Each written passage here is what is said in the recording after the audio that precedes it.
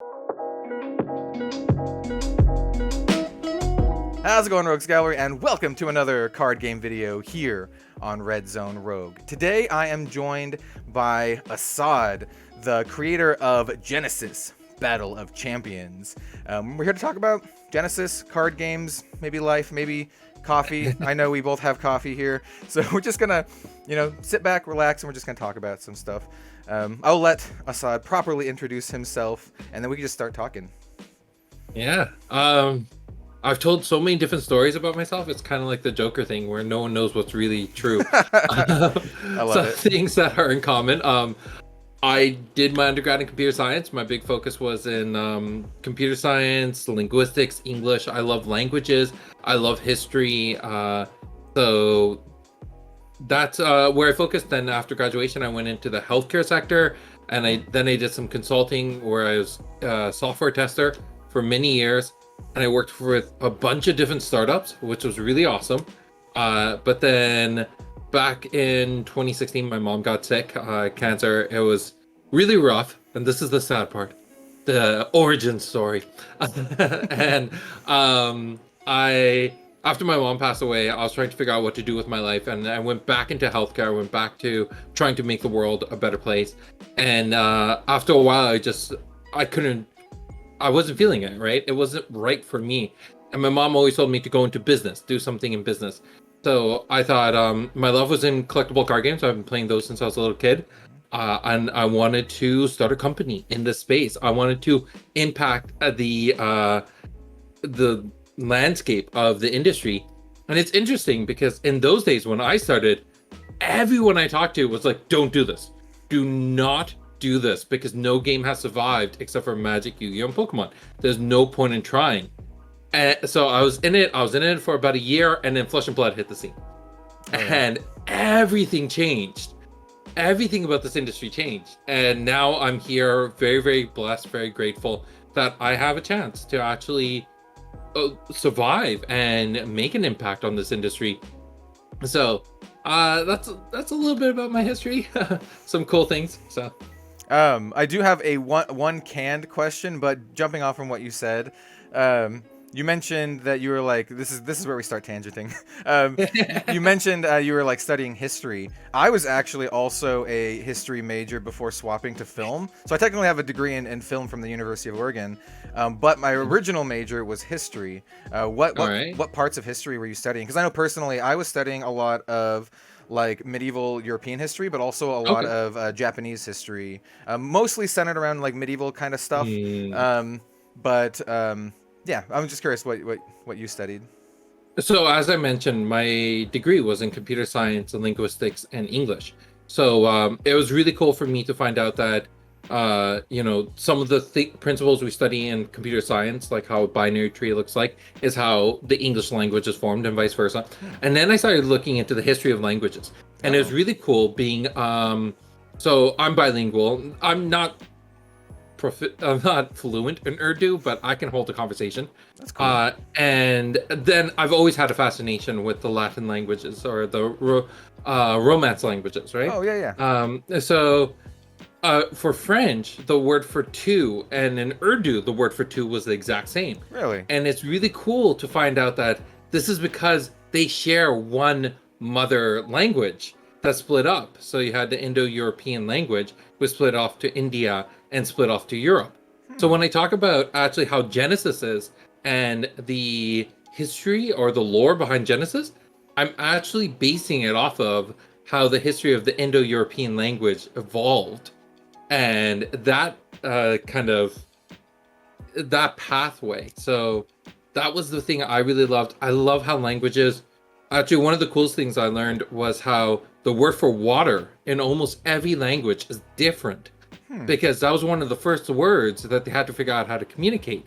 So before other languages can influence your language, you had to already figure out a word for water. So that, just little things like that, I really, really love.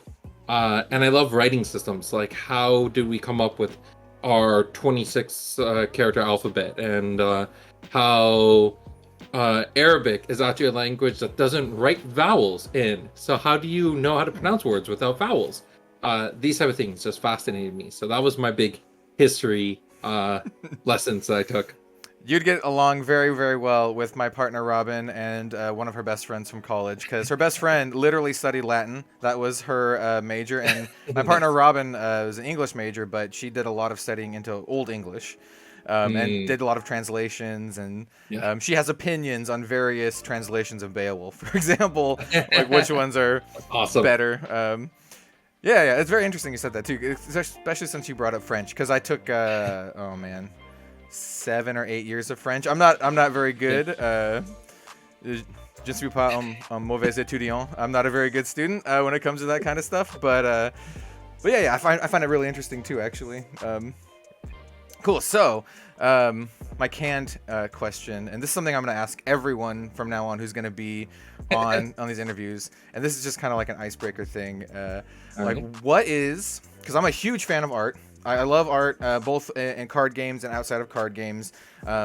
What is your favorite card art? And I'm going to leave this very open. You can talk about your favorite card art for Genesis or for just any game in general, or maybe both. Maybe that'll be, if that's more interesting, maybe favorite for Genesis and then favorite for whatever. Let's do it. So I saw your video on this. I responded like in your aesthetics video. I left my comment, but since I was leaving my comment as the Genesis post, I didn't want to talk about art in other games. I just thought it was a little weird. That's fair. But so for Genesis, my favorite artwork is Vampiricus.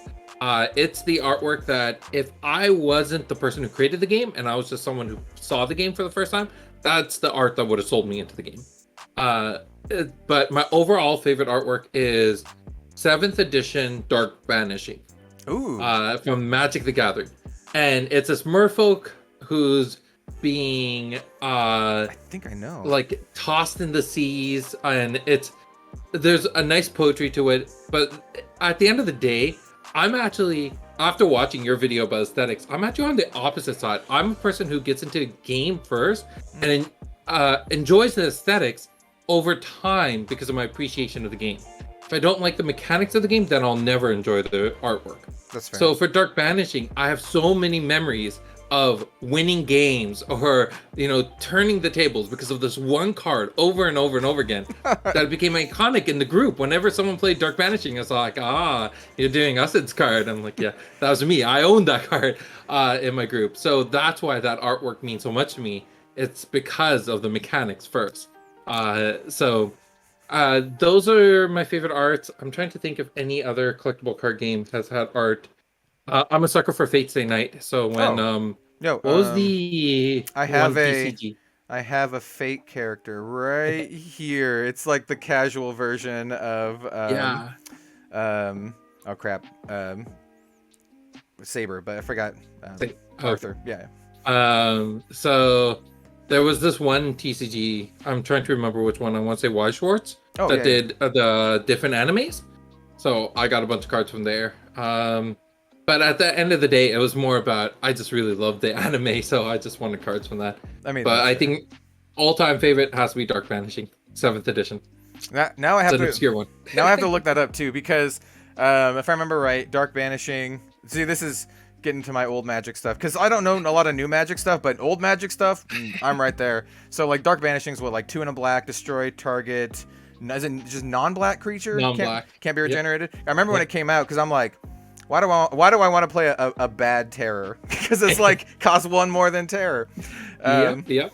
I think I know the artwork you're talking about too. Is the artist Drew? I'm gonna look it up later. But I'm gonna guess Drew Tucker did the art for that. I don't remember. I don't remember. I know the only artist I remember from Magic was RK Post. Oh yeah, for sure. And I got to meet RK Post in person, and that was really cool. The big reason was one of my brothers. All his favorite cards were done by RK Post, and it wasn't that he made decks around RK Post's cards. It was that he made decks that were really great, and they just always happened to have RK Post on them. So that's how I remember a lot of those artworks, like Jessica, Warrior Adept, or Warship. Morphling was RK Post, and then I remember liking Morphling, and then Avatar of Woe was the other one. I really liked Avatar of Woe. But yeah. Great.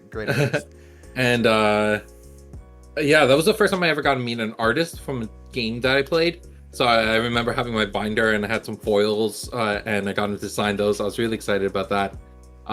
And then I totally made a fool of myself because he was like, I was like, can you draw something for me? He's like, what do you want me to draw? I'm like, I don't know. Just draw something. It was super awkward. Something cool. I don't care. Make it look cool. I understand that.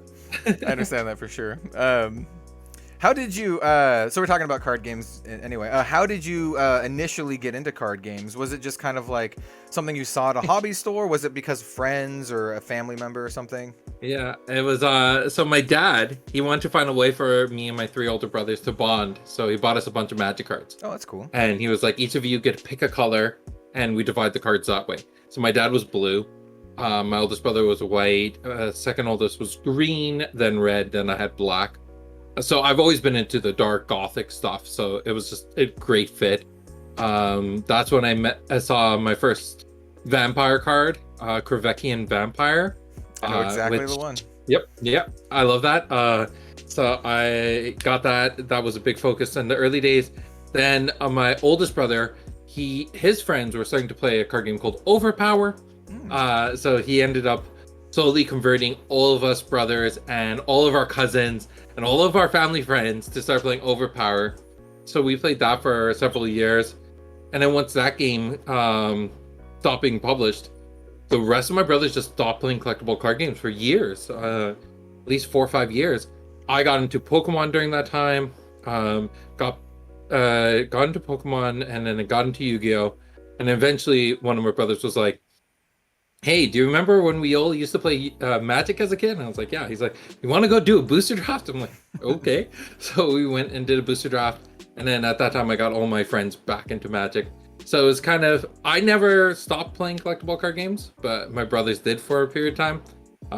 But no, it was my dad. My dad did a lot of weird things when I was a kid. Like I was telling this to Louis at kitchen table, how when I was a kid, I never learned how to ride a bike. To this day, I still don't know how to ride a bike. And it was because when I was little, my dad was like, I could buy you a bike, or I could buy you your own computer and teach you how to take it apart and rebuild it. So I had my own computer since I was a little kid. Before the internet was around, I had my own computer. I think we are very similar in that way, because my dad actually, long story short, he was like a missile technician in the Air Force, but afterwards he worked on computers. He worked at Intel, worked at Hewlett Packard, did a lot of stuff. So we've had computers like forever. I remember my first game I ever played, I think it was, I played Commander Keen, but my first game that I got and played was the original Warcraft Orcs and Humans on DOS. Oh, yeah. On DOS. And I remember typing in /war to play the game. So yeah, I think we're very similar in a lot of those ways. Did you have to install with like floppy disks? Where like did you have like 12 I remember the floppy big floppy disks. Oh yeah. Right? Those are really like big ones.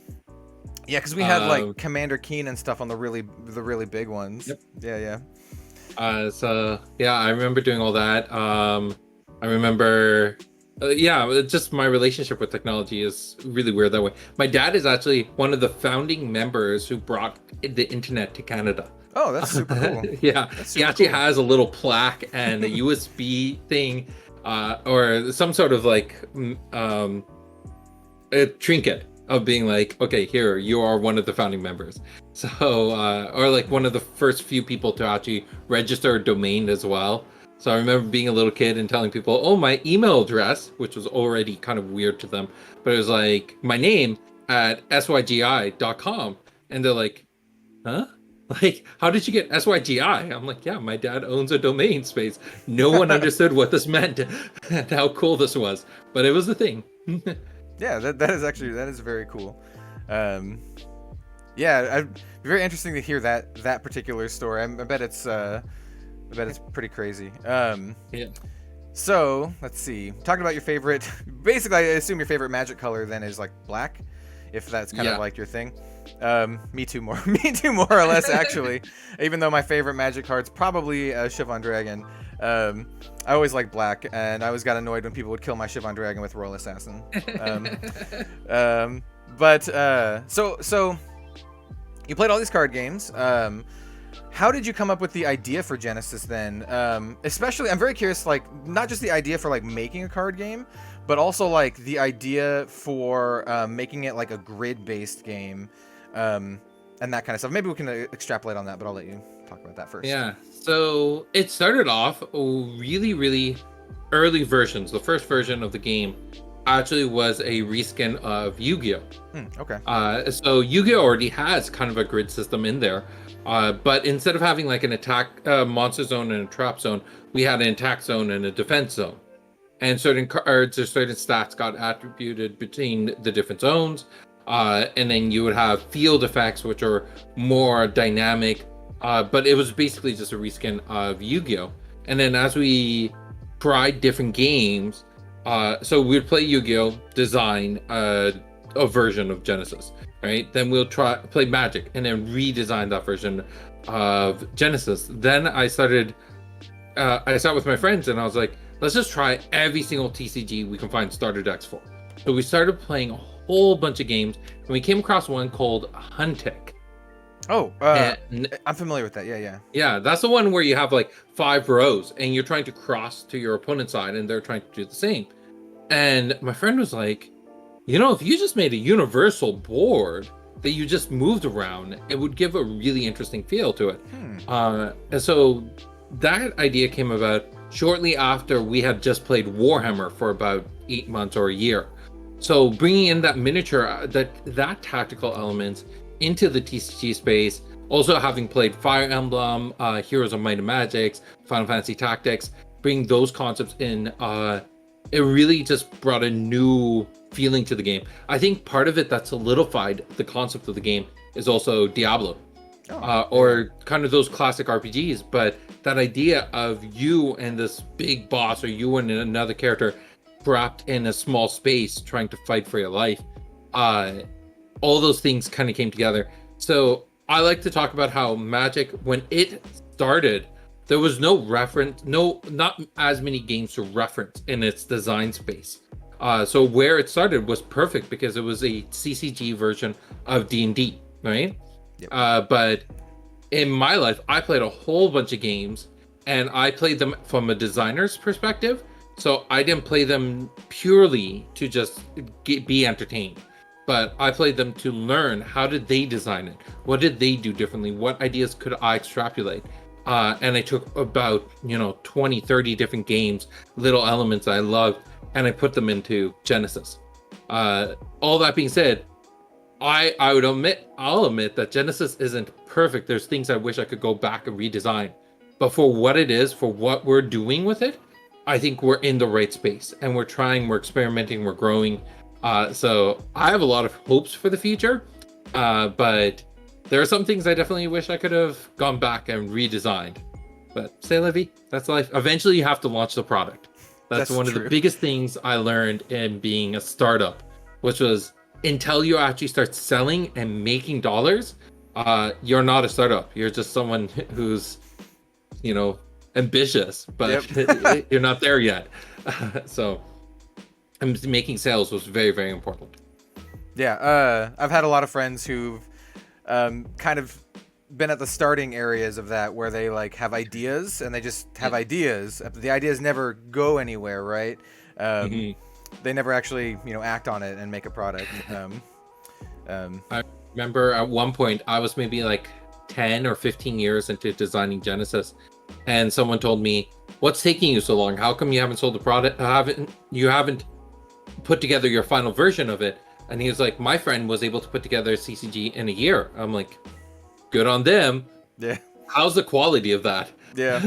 Like, I don't see being able to put on a full-fledged TCG, especially when you're, really young, you're in your early 20s.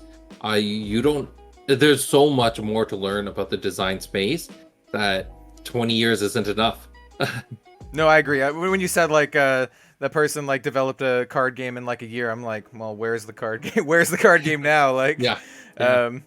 I'm sure almost anyone can make a card game in a year. I mean, how good it is going to be very very, very up in the air. Yeah.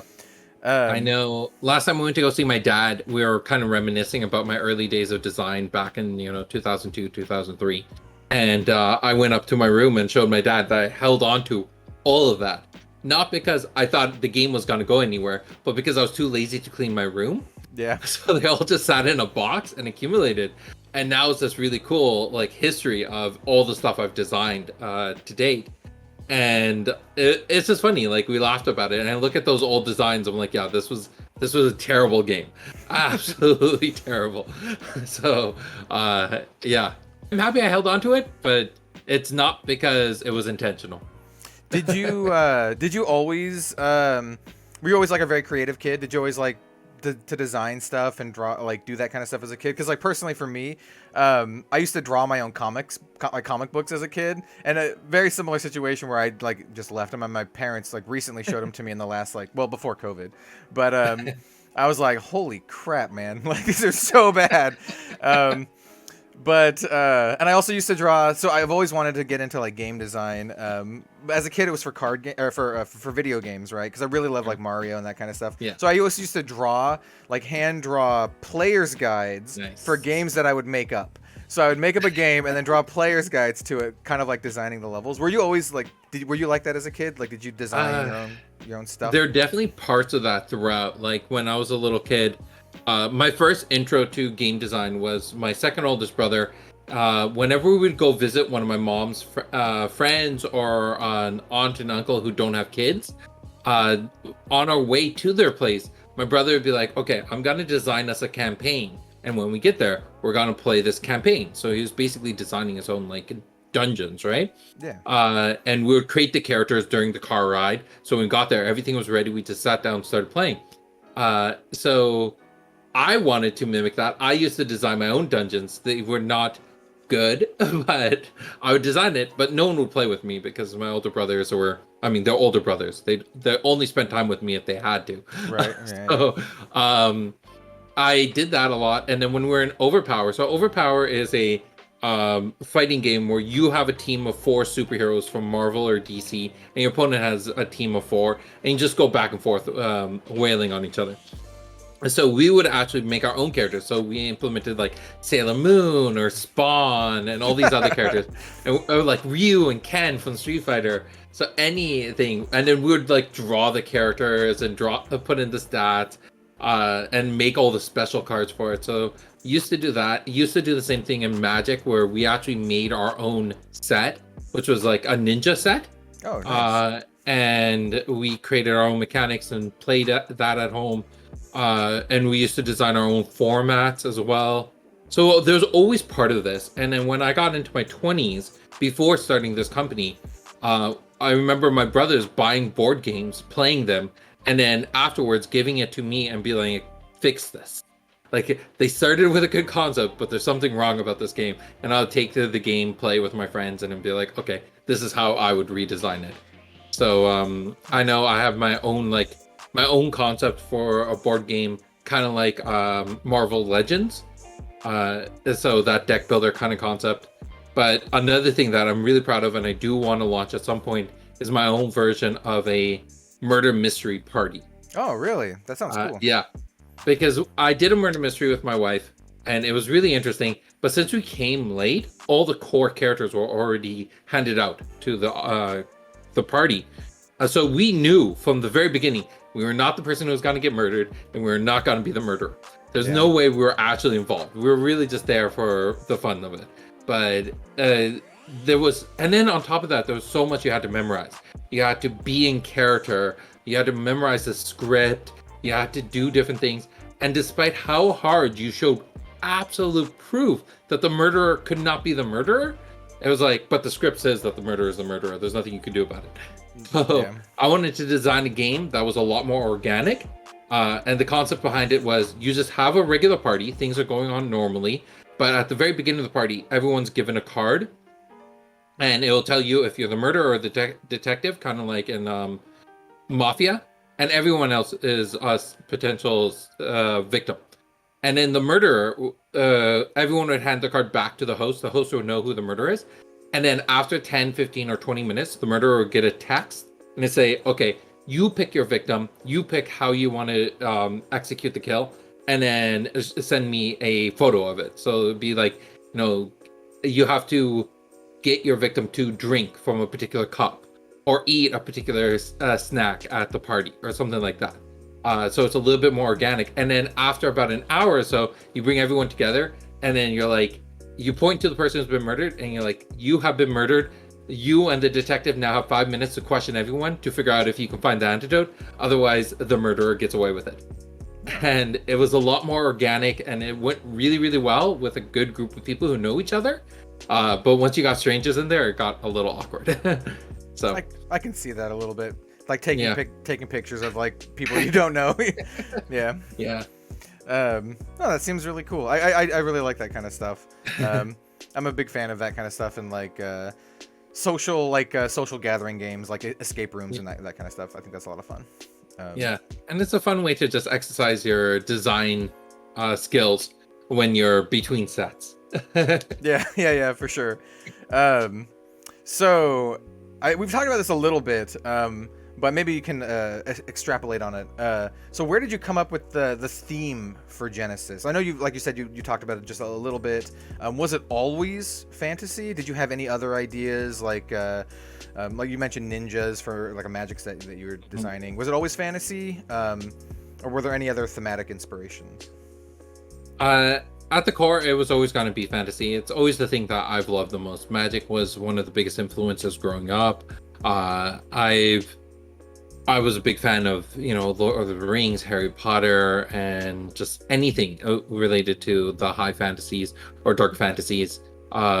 It's just, I also wanted Genesis to be expandable in a way that if we do want to explore other ways, we're not completely shut out from doing that. The way Magic right now can jump from world to world and go from one complete theme to a completely different thing. Magic's pretty nuts right now. I don't know if I'd call Magic like it's hard. I don't know if I'd call Magic high fantasy anymore, because there's like so much to it now. Yeah. But at the same time, I think if you just stick with the one concept for a very long time, the way Magic has, I mean, think of TV shows, except for, Doctor Who's a very special case, but outside of Doctor Who, how many shows have been able to stay telling the same story and the same mythology, the same lore for that long? It's really, really hard to do. And eventually, it's not just an issue of running out of ideas, it's also an issue of becoming stale after a while. You need a way to refresh. So Magic's actually a really interesting case if you think of it on the story writing wise, because I watch a lot of TV. The longest TV show outside of Doctor Who, like Supernatural, that was 15 seasons. There was definitely moments where you felt it. You're like, they're just grasping at straws. Yeah. It's really hard to keep that story arc going. I immediately think of anime, because there's so many, not so many, but there's several anime series that just have a million episodes, like One Piece, the original run of Naruto, and anyone who watches those knows Dragon Ball Z.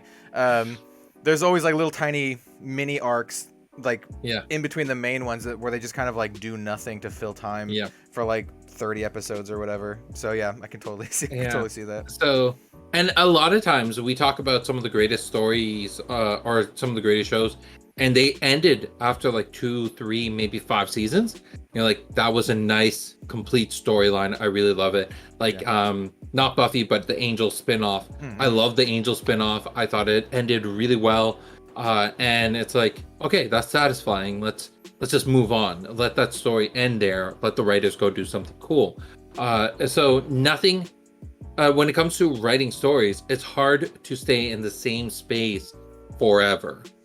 So in some ways, I credit Magic for exploring new ideas. In other ways, I'm like, it's difficult for being such a longtime fan. So I don't know what the future will have in store for us, but I did design Genesis at its core to be expandable forever, to last 15, 20, 50 years. As long as the design team carries the principles that I put into the foundation of the game, it should be able to last forever. It's just trying to think of new stories all the time. this is why I'm like, if I ever have the opportunity, I want to hire, a creative writing team. They need to be a core fundamental part of the company. I think that's honestly a really good idea too. Yeah. When you were starting talking about that, I was immediately thinking of ways to expand like a story in the same world, possibly, but maybe without the same characters. I think there's a lot of cool stuff you could possibly do.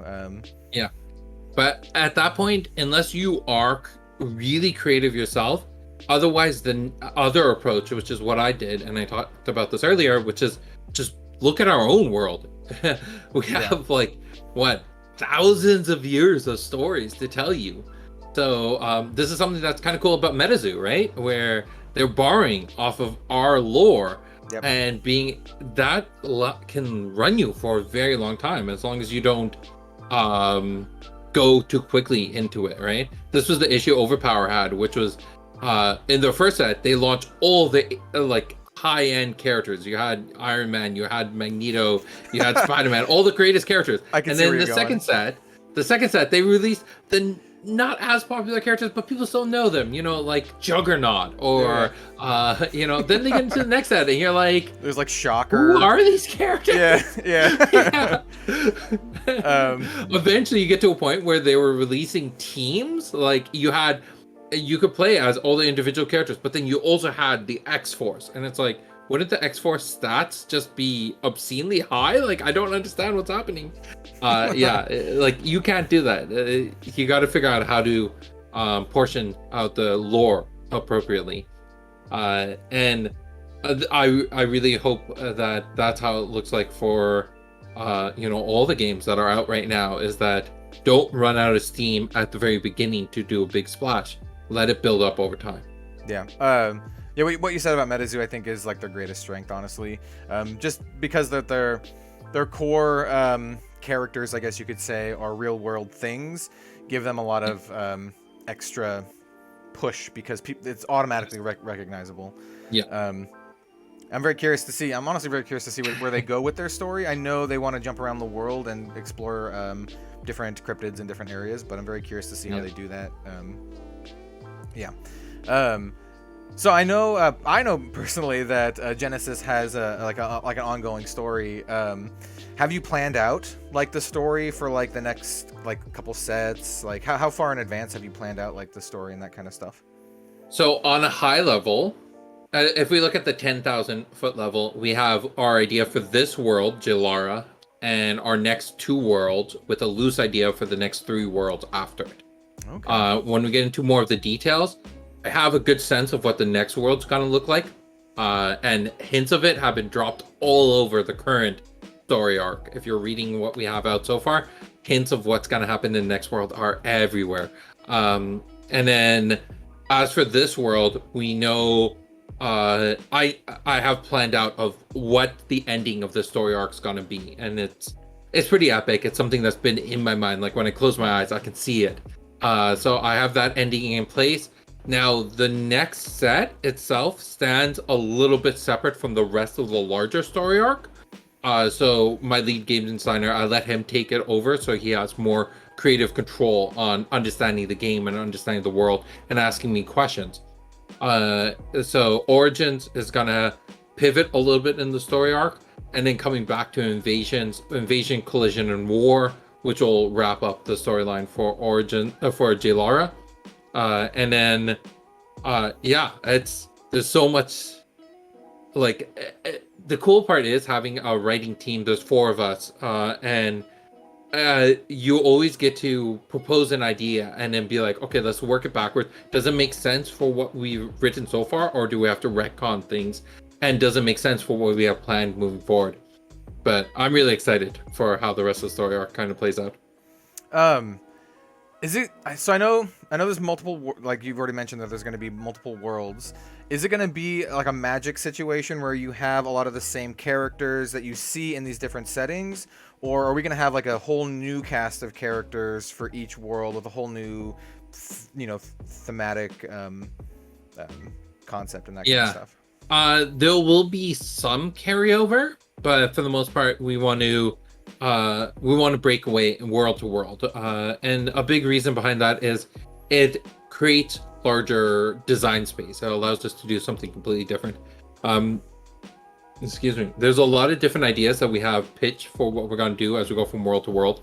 I'm going to say something that I know your community is going to be kind of frustrated about, but I am a designer who truly does believe in cycling cards.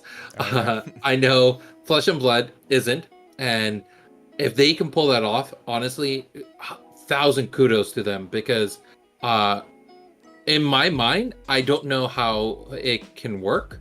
So I went with a way that I know systematically can work, because I based it off of agile software design philosophy. I have a computer science background, and this is what we do. Like, you build code. Windows, we're on Windows 10 now, right? You're not sitting here with 3.2 from back in 93 or whatever, or we're not using Windows 98 anymore, right? We build new software. And the reason behind that is because design philosophy changed, standard best practices change.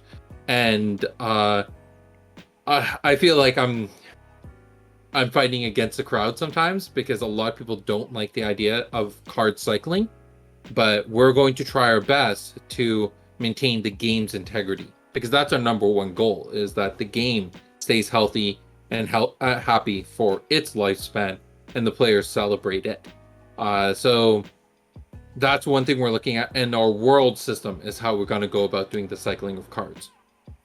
I mean, I think that's the right approach to. I mean, the game health should be like the number one thing that you like care about, right? So I think if it is gonna work for Genesis, I think that's the right idea. Yeah, for sure. Like, at the end of the day, if so I have confidence that Legend Story Studios, James White. Oh, that's my alarm. It's almost raid hour. No, okay. In Pokemon Go. So James White, Legend Story Studios. He's an amazing designer. What he's done is absolute wonderful, wonderful game. However, if he figured out how to solve that, 100%, like, that's amazing, and he should do it. I couldn't solve it, and that's the thing. I have to work within my own limitations. I couldn't figure out a way to solve it. I figured out an approach that I think is the healthiest approach for the game, and that's what we're going to do. Now, if we may change that in the future, but my experience of a game that never cycles is Yu-Gi-Oh! And they're not the best example for games that don't cycle. Because if you look at Yu-Gi-Oh! Ban list, it's like it's a lot. It's a lot. Yeah. You got ban list, and then you got power creep. That's the other issue. If you tried to bring in your Yu-Gi-Oh! Deck from when the game first came out and played against someone who's playing with a modern deck, you're not surviving. I still have a Yu-Gi-Oh! Deck from when I was a kid, and not only are half the cards banned or restricted, the other cards probably are not very playable. So, in fact, probably almost the entire deck is probably banned. But yeah. And Yu-Gi-Oh! Got to a point where it's a puzzle game. So I've learned this a lot about TCGs. There's different types of TCGs. Yu-Gi-Oh! Falls into the category of a puzzle game, which it isn't about dueling your opponent. It's about solving the puzzle that is within your deck, which makes the Millennium Pieces and the Millennium Puzzle an amazing metaphor for what the game is. But I wonder if that was intentional. I hope so. If it is, then wow, that was such a long play. They did it, because I saw this video where someone challenged another player to say, can you use this one card, which basically the card literally just says, if you can bring this out, you win the game. And to do it, you have to sacrifice the 3 Egyptian god cards. And he's like, can you make a deck that brings out this creature with only using one card? And he was like, yep. And he figured out this entire puzzle, which uses the entire deck. But if you draw this one card at any point during the game, you win the game. Because everything just chains into itself and then just wins you the game. I'm like, that's crazy that exists. But that's how they built their game, right? Yeah. Yeah. That's one of the reasons why I'm not like, I liked Yu-Gi-Oh! As a kid, but as an adult, I don't like it as much, because it's it's exactly as you said. It's like a puzzle game, and it's not super interactive. Like, you don't have a lot of interactions with your opponent. Most of it's just kind of like you do your thing, and maybe you win on turn 2, or maybe you whiff, and then it's their turn to do that. But for me, it's like, I guess for certain people out there who have that mindset of love to solve puzzles, it's probably the right TCG for them. Yeah. And that's probably the reason why it's been in, fighting for number 3 for so long, is because it found its audience, and that audience got hooked, and no other games can supplement that, because no other TCG is a puzzle the way Yu-Gi-Oh is. So yeah, I think credit where credit's due. I think that's a good assessment. I mean, Yu-Gi-Oh's got a bunch of other stuff going on for it too, like anime and tie-in products and all this kind of stuff. For sure. Yeah, it is very, very interesting. Let's see. There's a couple things that you mentioned that I wanted to talk about, but now I have forgotten. Okay, so one thing I did want to mention, because you were talking about cycling. I don't think too many people are opposed to like rotation and that kind of stuff. I'm personally very curious to see how it's gonna play out for Flesh and Blood, honestly. Because it's the first game that I've been really, really into that doesn't rotate. Because I'm used to Magic. I like it as a player and as a collector, because for me, for Magic, my favorite formats are formats that don't rotate anyway. Like I like Legacy and I don't have enough cards to play Vintage, but I like Vintage. So I know, so in Genesis, right, there is no card limit per card for deck construction, right? You can just have as many of a card that you want, right? Yes and no, right? Like, you're still capped to a 50 card deck, so you can't have 51 cards of a single. And then you have the chi cap. So every card has a range from 3 to 8. You need to balance them out so the average card comes out to 5. So if there's a 5 chi card that you love, you can run 50 copies of that. Go for it. Yeah. How did you guys come up with that design? I think it's really interesting, because like a lot of games have like hard caps, like Magic, you can only have 4. Flesh and Blood, you can only have 3. Like, how did you guys come up with that? It's very interesting. Warhammer. Oh, that makes sense. That makes sense. Right? Yeah. If you're playing Warhammer, you're playing a 1,500 point army. Yeah. Your only cap is that you need to have 1 commander. Besides that, 1,500 points, spend however you want, right? They have their balancing issue is size versus power, right? The smaller the army, the stronger each individual unit is, but the more exposed it is, because there isn't the volume of units to defend it. And then the other side of it is you can have the volume of units to defend everything, but nothing on its own is particularly strong. So do you go with Swarm or do you go with Titan? And how do you invest your points? Genesis, the dichotomy that you're dealing with is breadth versus depth, right? How versatile is your deck to deal against a lot of different threats versus how consistent is it? And the more consistent is it, so if I had 50 copies of just 1 card, then you know what I'm playing every single turn. You know exactly what my moves are. And since I'm so predictable, you'll be able to beat me. It's like someone who comes into a fight and all they do is punch you.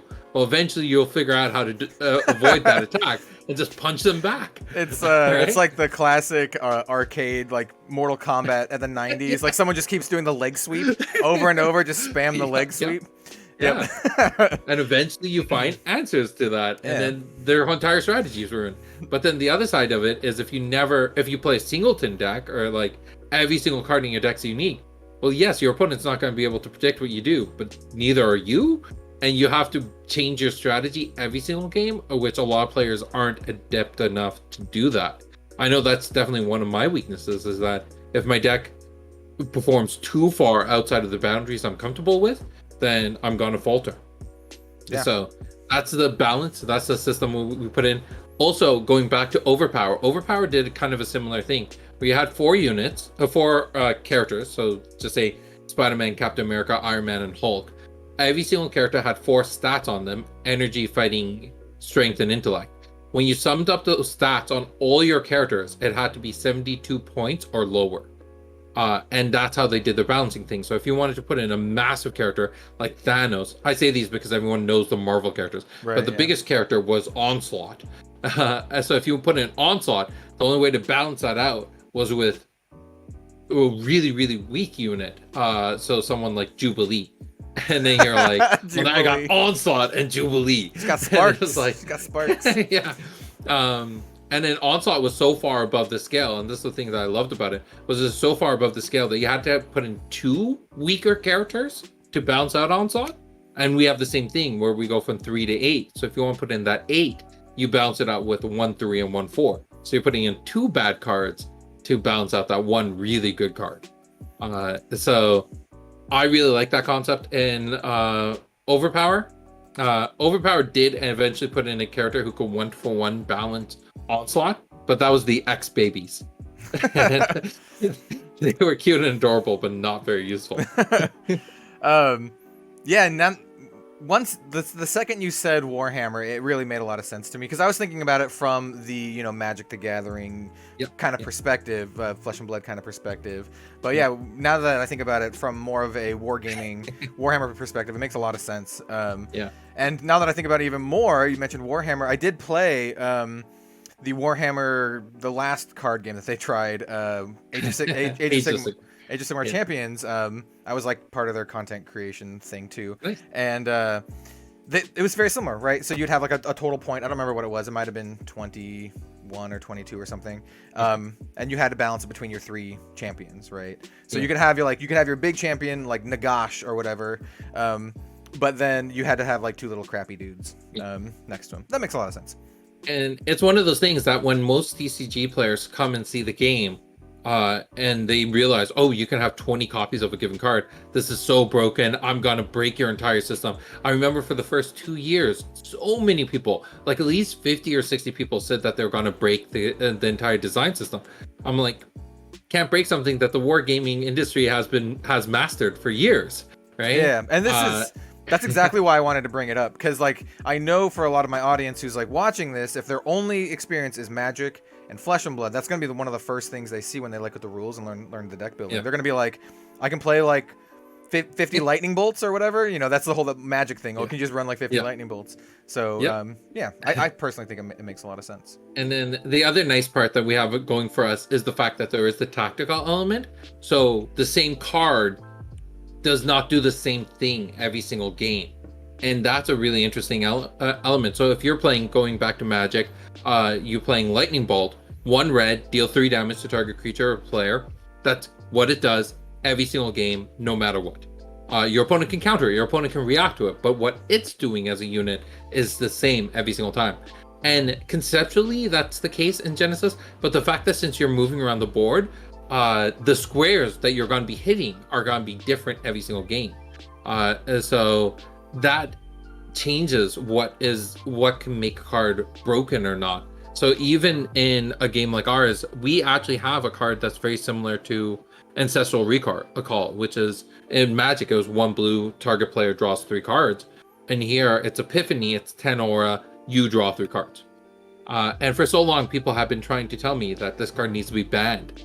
And I've been running through the math. I'm like, any deck that abuses this card cannot mathematically win or win often enough. And that's the part that is really interesting for me, that there's enough about the game that's unique that are what we know does not work in Magic sometimes does work for us, and vice versa. We just realized recently that our mechanic for haste is way too good in Genesis compared to what it is in Magic. I mean, that makes sense though, because like movement and grid position matters a lot more than just being able to attack. Yeah, it's giving the character more than what it did in Magic, and for that reason we're now pulling back on how much we ever will use that mechanic. So it's a really interesting learning experience. And I think I talked about this earlier because I do daily vlogs talking about the design base and updates and card design. And it's one of those things that it's like, you would think since I designed the game, I would know the ins and outs of it completely, but it changes all the time as new players start coming into the game. Because if you think of it as a living organism, then every time you bring in new players, there's this whole other ecosystem that can change the fundamentals of what your game does.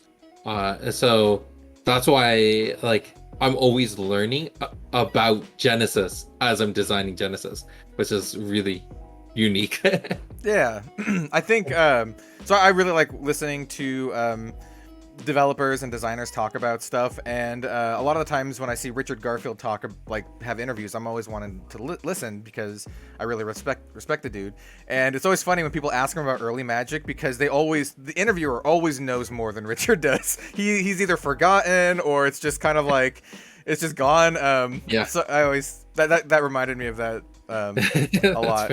And honestly, to be completely honest, like the Alpha Magic was like a busted set. Like some cards were complete trash, some cards were way busted. Like and when you think about like bouncing these days, like any new card, this is a very interesting thing that I like to think about a lot. Honestly, new card games these days have to almost be perfect, right?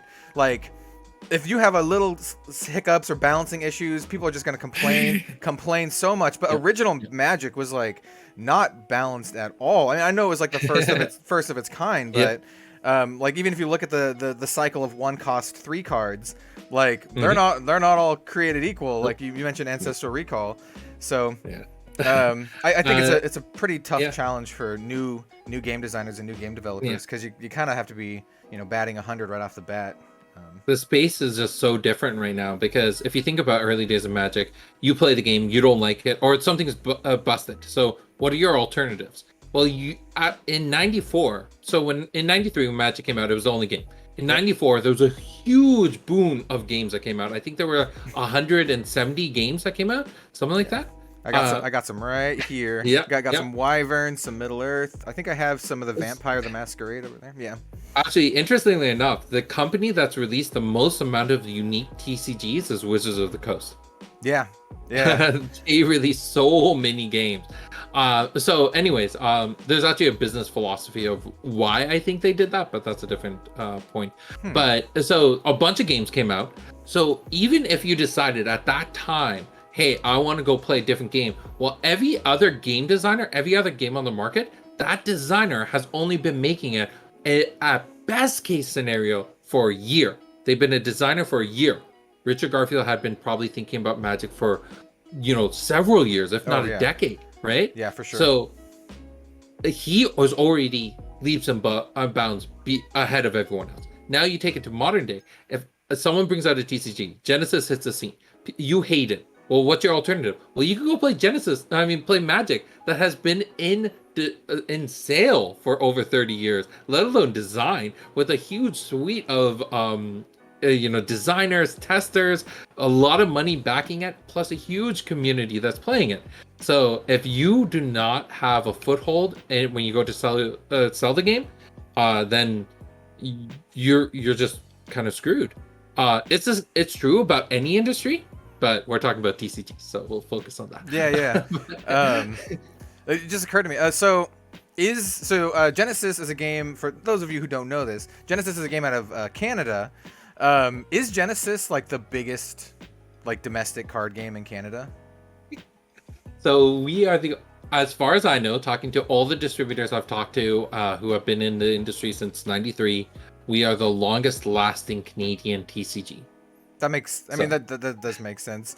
Nothing to, not throwing shade at Canada, but I've not heard many card games come out of Canada that have, well, I can't even think of any others other than like Genesis, right?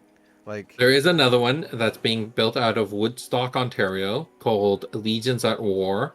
The designer is pretty cool. The artist, I know about them because he has reached out to my artist.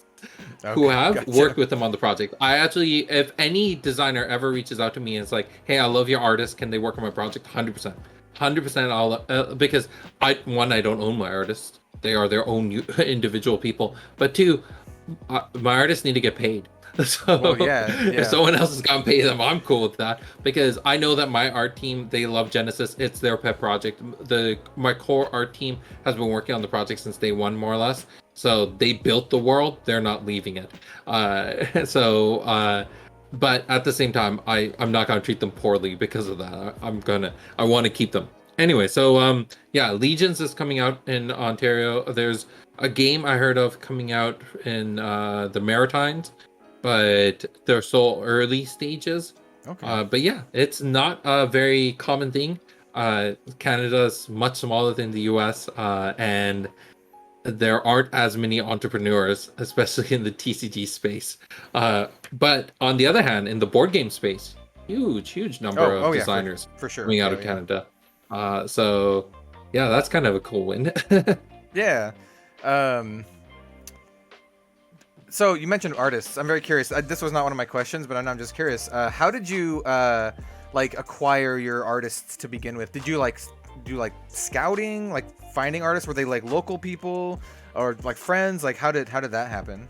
Ooh. Okay, so let's go through all the artists. So starting off with Leslie, who did Angel of Retribution, one of the most iconic artworks in Genesis. Really cool.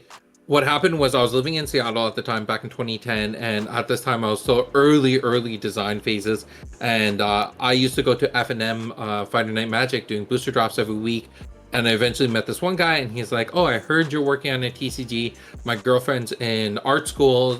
She needs something to bolster her portfolio. Do you think the two of you can work together?" So I sat with her. It was the first time ever giving an interview, which was kind of a weird feeling itself. But I met her, and honestly, the moment I saw her do her work in person, I was like, "You have to be my friend forever." She is probably one of the most amazing artists I've ever met. And once you see an artist do their craft, it's hard to not fall in love with them a little bit. Like it's such an amazing experience. So I met Leslie that way. She continued to do artwork for the game, but then I went on a huge hiatus as I tried to finish university and focus on my education. And then I also started working in different industries. So then when I came back to work on the project, I was trying to find an art director, and I was trying to find someone who would be part of the project forever. And I wanted to find someone who was local because I wanted to meet with them in person. I believe business should still be done in person as much as you can. So I put out a call on a website called guru.com, and I met someone named Arthur Tanga. We became really close friends. He did a lot of the art direction for a long time, but our paths had to separate because of family reasons. Not my place to talk about that. So at that time, we had brought in our artist Damian, who did all the champion artworks, and he was in love with the project. The fact that he got to build all the characters, define how all the characters would look like, and define the world. It became his baby project in a lot of ways. So when I told him that Arthur was leaving, we needed a new art director, he was 100% on board. And then he started bringing in all his friends. So our core group of artists, they all went to school together. They've known each other for, since they were little kids. So that's how that art team came. Now we go around finding new artists. Like Damian reaches out to people. He goes to a convention, meets people, connects with them, and then is like, if you're looking for a project that you're interested in dabbling in, and then come into Genesis. And it's part of the reason why our artwork isn't at the same caliber as Flesh and Blood or a lot of those other TCGs, is because a lot of the artists we find are people who are just starting to build a portfolio. And I know what it's like to just start. It's a really scary feeling, and you don't know where you're going to go. And sometimes they're a massive success. Mikhail, who's on our team, his artwork is just gorgeous. So many pieces he puts out, I just love right away. But at the same time, there's still a lot of fundamental stuff he's learning, and he's learning how to build his network. So in exchange for his artwork, I help him connect with other artists, other communities. And then it's the same thing with all the art team. A lot of them are just new to the space. So it does mean we take a bit of a hit in the quality that we put out there. But what we get is I get to give people a chance to be on a project that normally no one would bring them on for. And I know that feeling. I was in that space. I'm still in that space of where I know there's going to be a lot of people who see that you do an interview with me and it's like, not interested in a new TCG. And that's fine.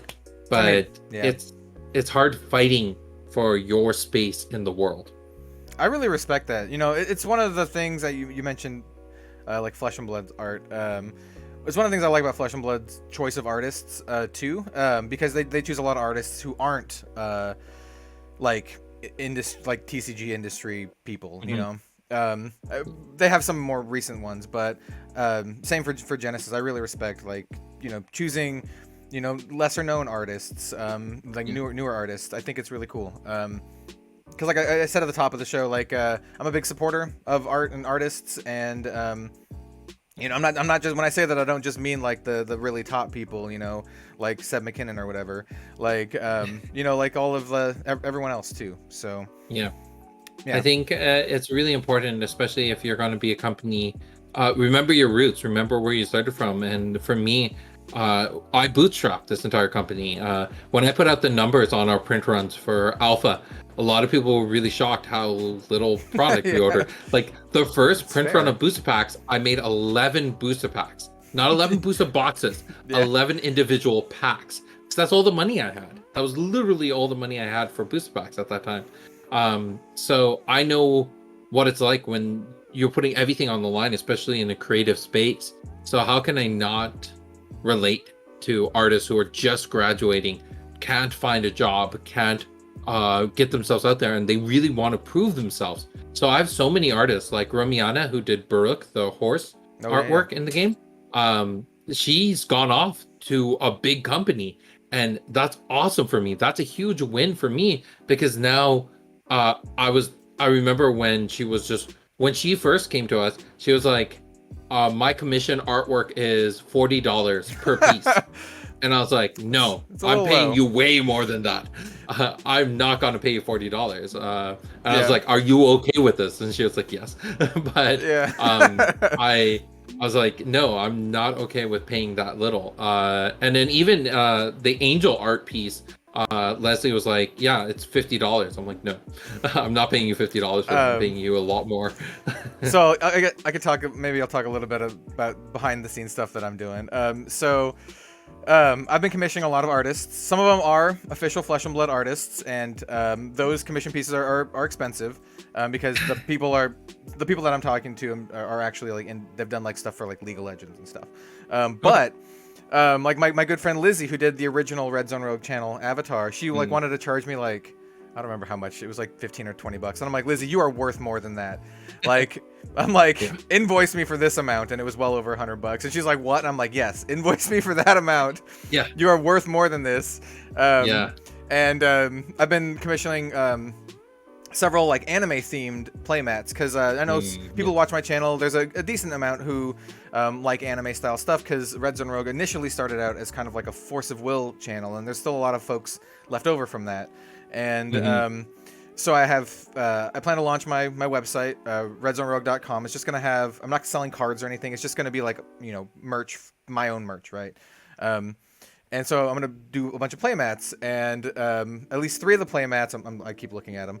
3 of the playmats are anime themed, and I commissioned artists from Fiverr, and yeah, and a lot of the times the commission rate on Fiverr is not very expensive, you know, talking maybe like $150 up to like at the maximum, but I'm really glad they allow you to add tips and that kind of stuff. And the art is great. Like, hold on, let me grab. I don't know if you're into like spooky, like horror themed stuff, but this one came in yesterday. Mono black. I'm so excited. So this is very Fatal Frame, very Junji Ito. It's like this horror themed manga mat. Nice. And this artist was like not charging a lot, and I think a lot of the artists from on Fiverr, I've noticed there's a lot of folks from like Vietnam or like Indonesia and that kind of stuff. So a lot of like lesser known artists and that kind of stuff. I think their work is fantastic. And when I say I support artists, I literally am like paying the artists. And I'm also for all the artists I work with for playmats, I always ask them, I'm like, hey, when they're done being printed, do you want one? Like, I'll just give you one. You can just have one for free. So yeah, I really respect you know, supporting and you know highlighting I know lesser known artists. especially when it comes to creative space, it's hard to estimate how much you should charge someone. Like when it comes to material goods, it's easy. You figure out how much the cost of the material good was, and then you implement your time and labor, and then you go from there. But it's hard when it comes to creative stuff, because the amount of time that goes into it, once you start calculating it by like hourly wage, you're like, whoa, this is coming out to a lot. And a lot of people are embarrassed by that number. My sister-in-law, she started up a small little artistic jewelry made with clay, and she's it's called Hooked by Clay. I want to do that little plug there, but so she's making these, and she's asking how much I should charge, because I'm the only one in the family who started my own business. So she's asking me how much I should charge for them. I'm like, yeah, you can easily go for $75 to $100. And she's like, that makes me feel uncomfortable. I'm like, you shouldn't feel uncomfortable. That's what you're worth, right? Like what the product's worth. But it is very embarrassing. Now, when I first started selling Genesis, the first alpha starter kit, the cost landed. So once I got the product in my hand, I spent over $100 per starter kit. Oh wow! And if I wanted a profit, the formula says I should charge $150 for them, but I turned around and sold them for $75. Yeah. And even then, if you think of it, imagine a TCG starter kit costing $75. Yeah, that's up there. That's really up there. But when I sold out of all of them within the first weekend, I knew that, okay, like people were in it, people were digging the game. But I was still uncomfortable. That was the hardest thing. A lot of the reasons why the sale never happened is because I convinced the person not to buy it. Because I was like, that's too much, don't buy it. It's a lot of money. Like, are you sure? So when we got out the beta starter kits, and those were selling on the market for $20, they originally hit the market for $50, but I turned them into a loss leader where I was like, I don't need to make a profit off these. I'll make the profit off of the booster boxes to keep the company afloat. Let's turn the starter kits into a loss leader where people can just get into the game. And when they started selling for $20, I sold so many of them because I was 100% comfortable with the price of them. And now this new starter kit's being what, $15? It's really good. It's amazing, right? You get 2 decks, you get the dice. I'm so comfortable when people buy that because what you get out of it is worth your dollar. And I get it when my sister-in-law is talking about like charging $100 for a pair of earrings. I'm like, I get why you would feel uncomfortable. So the next most important thing to think about when you're charging someone is, what are you comfortable saying to them? Yeah. It's a very important factor. I find myself relating a lot to you in this interview because okay, so two other things. Recently I've been doing I guess you can call it consulting work with a friend who's another like YouTuber, and he pays me for my time. And he's first like, oh, what's your rate? And I'm like, I've never done this before. I don't know, man. And so I set a rate. I'm not gonna say what it is, but I set a rate. And he's like, oh, that's actually pretty close to what I normally do for like consultants. This is the rate that I do for everyone. And they just gave me the number. It was a little bit higher than what I said. And I'm like, okay, I'm cool. I guess I said a good number. And then the other thing is, I've recently, so Dragon Shield, the sleeves, they're doing this thing where you can create your own custom sleeves, right? And it's not as expensive as other custom sleeves on the market, but it's still pretty spendy. It costs me about $30 to get it to my door, right? It's costing me $30. And I'm like, in order for me to sell it at a profit on like redzonerogue.com, it's gonna be like $40 or $45, right? And I'm like, who the hell's gonna pay $45 for some sleeves? Like, it will have like custom artwork, like the spooky one that I showed, and so I'm gonna try it, and I'm already approaching it for the point of like, this is too much. So if you want a premium thing that's expensive, like, here it is, but I don't expect people to buy it. Like, I'm like, I'm very transparent about like, this is how much it costs, and this is how much it's for shipping, and this is how much I'm gonna be able to get. So I plan on doing that for October and November, just as a limited thing to see how it goes. But one thing I learned about my time printing and selling alpha was more or less print on demand, very short print run, right? We had 100 starter kits, less than 1,000 booster packs across all the different printings. And a lot of people wanted that product just to support me, and were willing to pay a premium to be able to say I was there, right? I was there at the beginning. And 100%. A lot of times I signed a lot of alpha product, a few beta product, but nothing since. Because that was the thing that people were paying for, was the collectability. Like, there'll be some people who will get those sleeves to play with them. I'm one of those people who uses all my collector items. I got me too. Yeah, well, McDonald's used to do this thing where they gave collector glasses for Coca-Cola. Yeah. I had a set of 5 of them. I don't have them anymore. They're all broken. I have a Lord of the Rings one. When the Lord of the Rings movies originally came out, they had these Lord of the Rings collector glasses of like the characters with the little glowy thing, and I have it. It's pretty well used, in like the cupboard. Yeah. Like, my friends gave me, when I moved to Toronto as a housewarming, they gave me a set of the DC superhero glasses, 16-ounce glasses or whatever. And all of them, the artwork is completely just rubbed off. Like, you can't. Dude, I'm there with you. It's why most of the boxes back here are opened. Like, I opened them. Yeah. Like, there's very few sealed, and the ones that are sealed are ones that I just have extra of because I already opened them.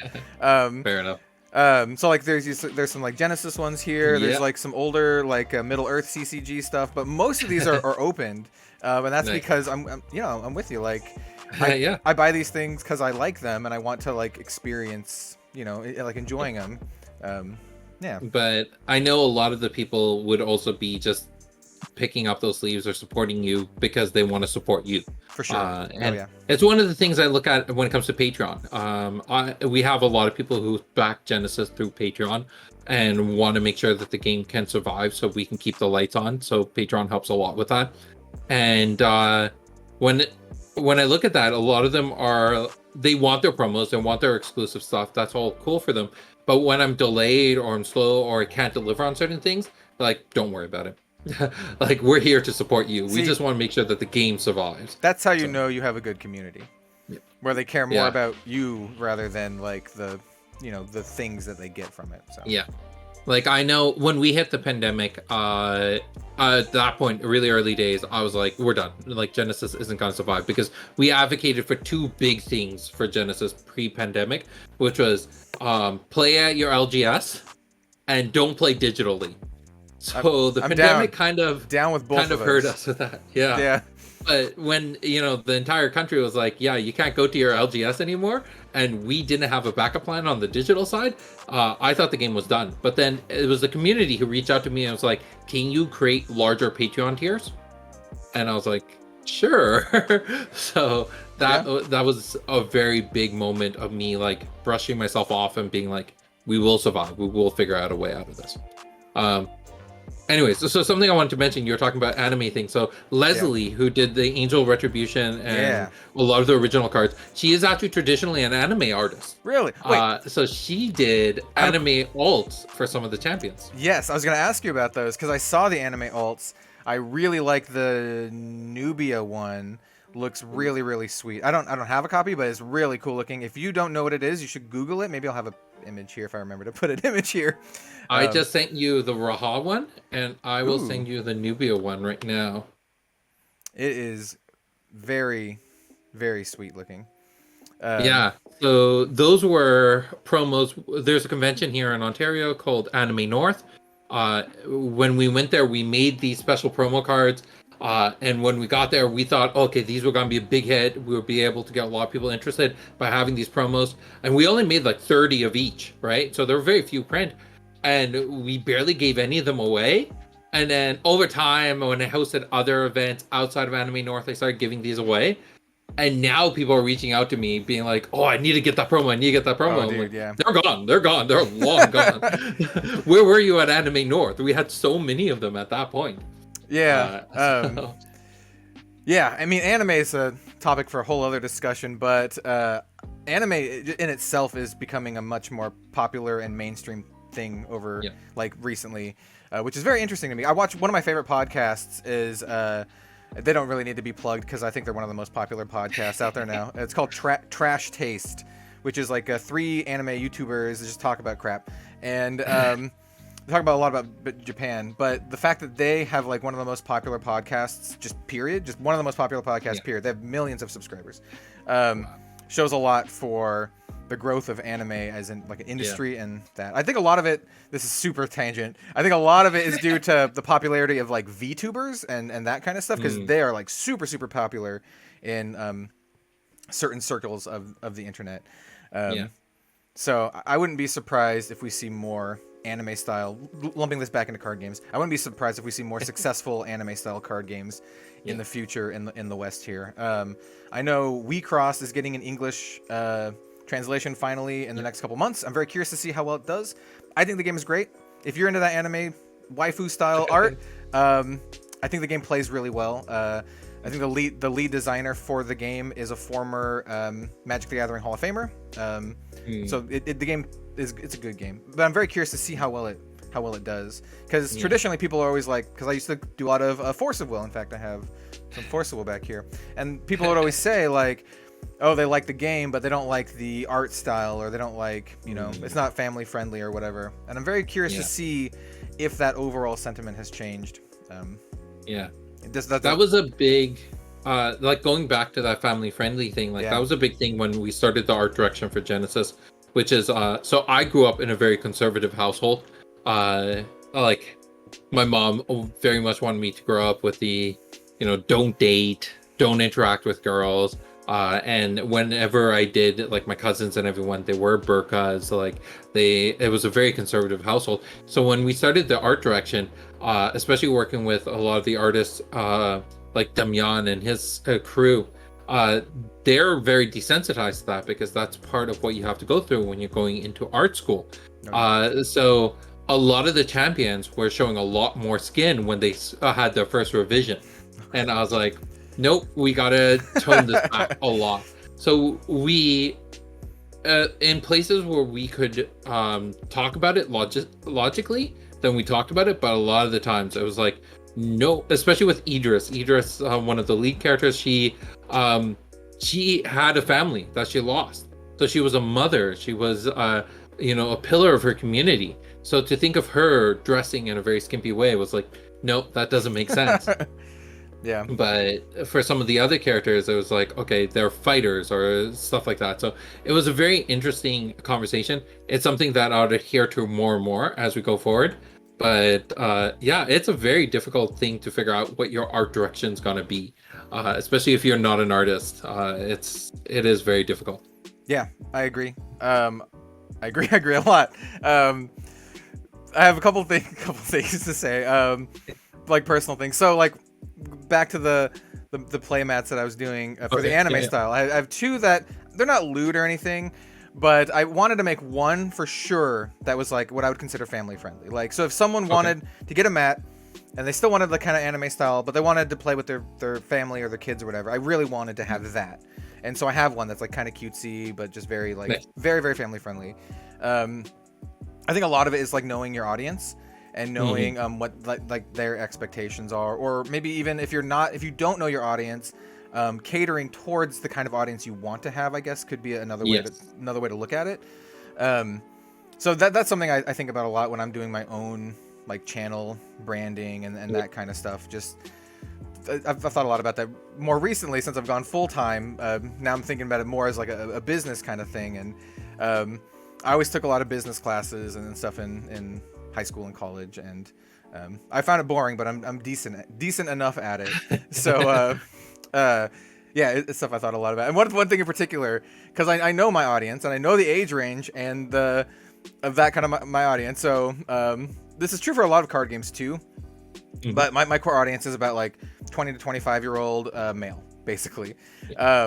And so I cater a little bit more to that. And sometimes I'll show my partner Robin like a piece of artwork, and she's like, why isn't she wearing, like, it's not like they're not wearing pants, but she's like, she should be wearing pants. My partner gives me a hard time about some of this stuff. I just think it's very interesting. Every time we hire a female artist onto the team, I always have a side conversation with them. I'm like, okay, part of your roles and responsibility is to keep the male artist in check, because sometimes they can get really into things and like not even think about it. And then our core design team are also guys, and except for me, who's super conservative, the rest of us are they're not as conservative as I am. So it's really interesting having those conversations at time. But then the downside to this is they're always like, but I'm new to the team. I don't want to rock the boat. Yeah. I'm like, okay, when you start feeling more comfortable, then we'll get back into this. But yeah, it's always the thing that I bring up, because having a female perspective is very important. I agree. When it comes to the artwork. But no, I totally get it. It is an interesting line to walk at times. Yeah, I agree. So, I have a couple other questions. But is there anything you wanted to talk about in particular? So, I'm curious from your perspective. I know what my feelings were when I went full-time into this. Oh, yeah. How has it been going full-time into things on your end? It's crazy. So, small history, right? After I graduated college, I graduated at the peak of the U.S., I don't know if I'd call it stock market crash, but the economy was really down. So when I graduated, it was like 2016, 2015, around there. It was really bad. So it was a hard time for me getting a job initially. I basically just kind of stayed in my college area for a little bit. After that, I worked retail, and I worked my way up into like management in retail. I've worked in the pet industry for about 7 years or so. I've actually so I worked at a healthy pet food store here in the Pacific Northwest. And I worked as a manager, so basically retail management for a while. So it was very, very exciting for me to be able to go full time after working retail for a long time. Yeah. And man, I have so much sympathy for people who work service and retail industries.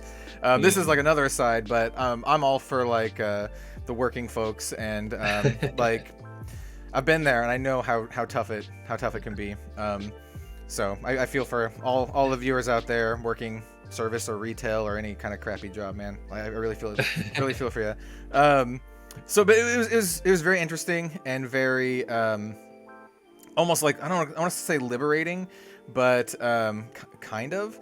It came to the point where like the channel was doing good enough, and between my very, very, very generous patrons, between Channel Fireball, like what I get from Channel Fireball and affiliate links, and the measly amount that I get from YouTube, because I'll be honest, I don't get very much from YouTube. I get maybe several $100 a month from YouTube. I realized I was making more money than doing retail, and I was like, I think I can do this, and I think if I push it even more, I can be even more successful. And so it's been interesting. A lot of it has been like I'm a pretty hard worker when it comes down to stuff, and I take my work seriously. And so there's a lot of times where I don't like take breaks. Like I just work every day, and I'm like, I'll buy a video game that comes out, and I'm like, oh, I'm really excited to play this game, and I literally don't play it for like 2 weeks, and I'm like, oh, I should go back and play that game, and then I'm just like, but I could edit this gameplay video that I want to do. And it's going to take a long time. Gameplay videos are the hardest, or not hardest, but the most time consuming, because I want to put all the card images and the life and all that kind of stuff. So it's been a balance between like having free time for myself. I always make time on my partner's days off to spend with her, because that's a very, very important thing for me. She and I have been together forever. We've been together for like 14 years. So so I always make time for that. That's very important. It's this tricky thing, you know. I like it though. Also, you know, to be said, we're in the middle of a pandemic now, so just being able to work at home has a lot of pluses. Because I did start, you know, I worked through the pandemic at the beginning of it, you know, in retail, so it was rough. Very rough. But yeah, I'm very thankful for where I am, and for all of the support. Like so much so, it's hard for me to put into words, you know. That's great. And that's really. I was gonna say, like, when I was able to finally go full time and quit, I I really buckled down hard and started to treat it like my job in business. Yeah. And that's where I like started to come up with plans for revamping the channel, like making it look more professional. So like the channel avatar, trying to get some branded stuff like playmats, and opening up my website, making Red Zone Rogue into an actual business. So I filed for it as Nice. as an LLC. So it's an official business. All that kind of stuff. So like there's all this kind of stuff.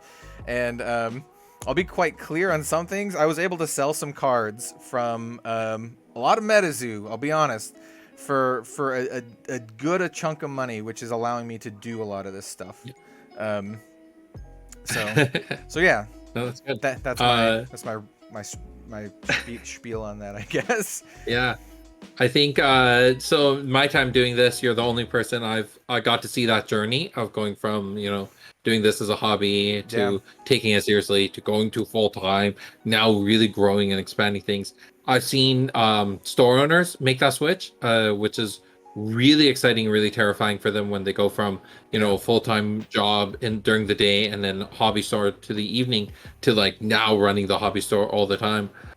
It's a huge jump and it's really exciting, and I remember doing it myself, and it's like it is very terrifying. So you mentioned hobby store. So a really good friend of mine, and he has a YouTube channel, but it's a lot more than that now.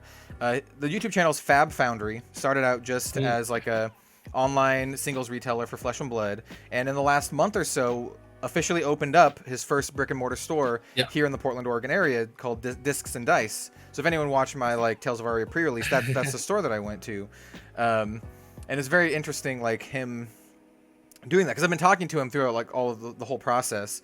And there was a point where I was just like, man, I don't want to do retail anymore. I was just kind of fed up with it after so long. And he was like, hey, do you want to come work at my store? And that was something that I was considering, because I have a lot of management experience. And I was like, maybe.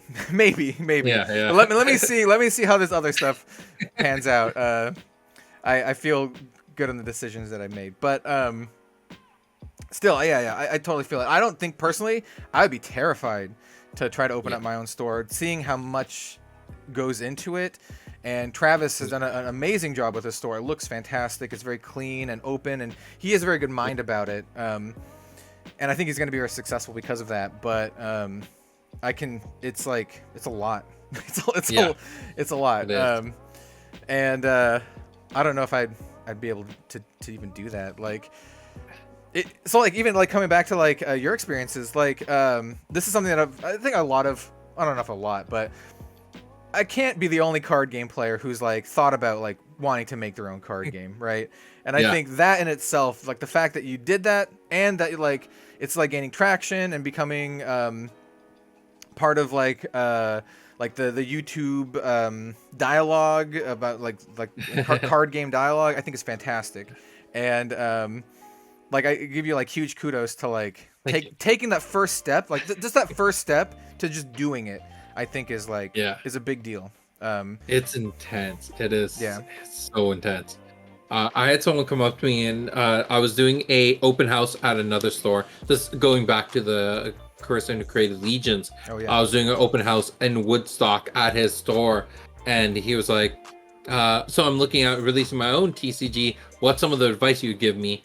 And I gave him a few, but the one that I always tell people when it comes to starting this and doing this journey is, where is your next $100,000 coming from? And it's a big number, and you got to think about that, because it is a big number. And it's very realistic, because I think in that first year, I spent pretty close to that much money between inventory and getting out all the product registered, all that legal stuff. But then on top of that, you gotta think about food. You gotta think about rent. You gotta think about how you're going to stay alive as a human being. That's a lot of things that people don't think about when they come to the space. And when you come to this anything in the startup space. So I'm really happy for you that you're able to transition, knowing that you have revenue coming from the YouTube channel right away. And for the people who start up their retail store, like going from part-time to doing full-time, you know that revenue is coming in. For me, revenue never came in for the first, like the first year was atrocious. Other years, money came in, but it never made it from the company to my hands. It went into the company, and then I put more money into the company just to keep it afloat. This year is the first year where some of that money is coming back, but it's coming in the form of like paying off the money I put into the company. But it's still a huge challenge, and I don't think enough people realize that. My understanding is for Legend Story Studios and for MetaZoo, they had investors. They had like MetaZoo had Kickstarter. That was very obvious. Yeah. Legend Story Studio had some sort of investment. I think Legend Story Studios, the way I understand how it happened is a lot of the founders of the company put life savings into it. Like, so they backed it like heavily between a lot of like the founders. So it's not just like one person. I think it's like a bunch of people pooling their thing. Good. For us, Haunted Castle Gaming, like this is the company. Yeah. Like, I have a sales guy, but he's doing this part-time and more of a favor to me than anything. Our game designer, he's the first person who has actually been clocking in full-time hours, and so this year is the first time where I feel like I have a full-fledged team that's working on it. But the past 3 years, it's been me and my wife. Like, if I was at a convention, 90% of the time it was just me and my wife doing those conventions for 3 years. Like, it was really, really different. I had other people who came in part-time, did some work, maybe 5-10 hours a week. So I don't want to say I was completely alone, like Carl, JC, Lionel. You see these names on the bottom of the cards as authors of the cards, because I got to give them credit. They did a lot. And then the art team was there. But it was me for a lot of it. I understand that, like, a lot. I mean, not to that extent at all. Like, maybe you said 10,000 or 100,000, right? Yeah. For what I'm doing now, it's like a 20th of that, like 1/18th of that so far. I put several, let's just say several thousand into Red Zone Rogue LLC and getting the business started and commissioning all these artists and making the playmats and all that kind of stuff. Several $1,000s, but I can only imagine, like, at that such a bigger level, like, it sounds very stressful. It sounds very stressful. Oh, very stressful. Yeah. It'd be hard for me to convince my partner, who my very lovely partner, who has thankfully a very, very good job, where it'd be hard for me to convince her, like, hey, I'm gonna put like $50,000 into this crazy idea. Do you think Kickstarter is, like, I don't want to say like the equalizer or anything like that, but, like, do you think Kickstarter is going to have a much bigger space in, like, card games coming to the market in the future? Because I look at some of the newer ones, right? Like, I don't know if you're familiar with, like, D-Spirits, and then Akora was the other one that a lot of people were. I'm in your Discord. I'm seeing the conversations. Yeah, I read them. Don't worry. I get comments and, like, private messages for, like, literally every time a TCG comes up on Kickstarter. I get like 3 or 4 messages like, "Oh, are you gonna back this? Are you gonna check it out?" I'll be honest, a lot of the times not really, not really. Yeah. But sometimes yeah. But so what do you think about this kind of stuff? My biggest concern about Kickstarter and TCGs is the money isn't being used to create a card game. The money's being used to create a company that sells a card game. It's not the same as a company that's purely building one product and selling that one product. If I make a board game, right? I design it, I test it, everything's ready. I put it up on Kickstarter, I get the funding, I produce it, I give it off to a fulfillment company, and then the remainder goes to a distributor, and then it all gets sold.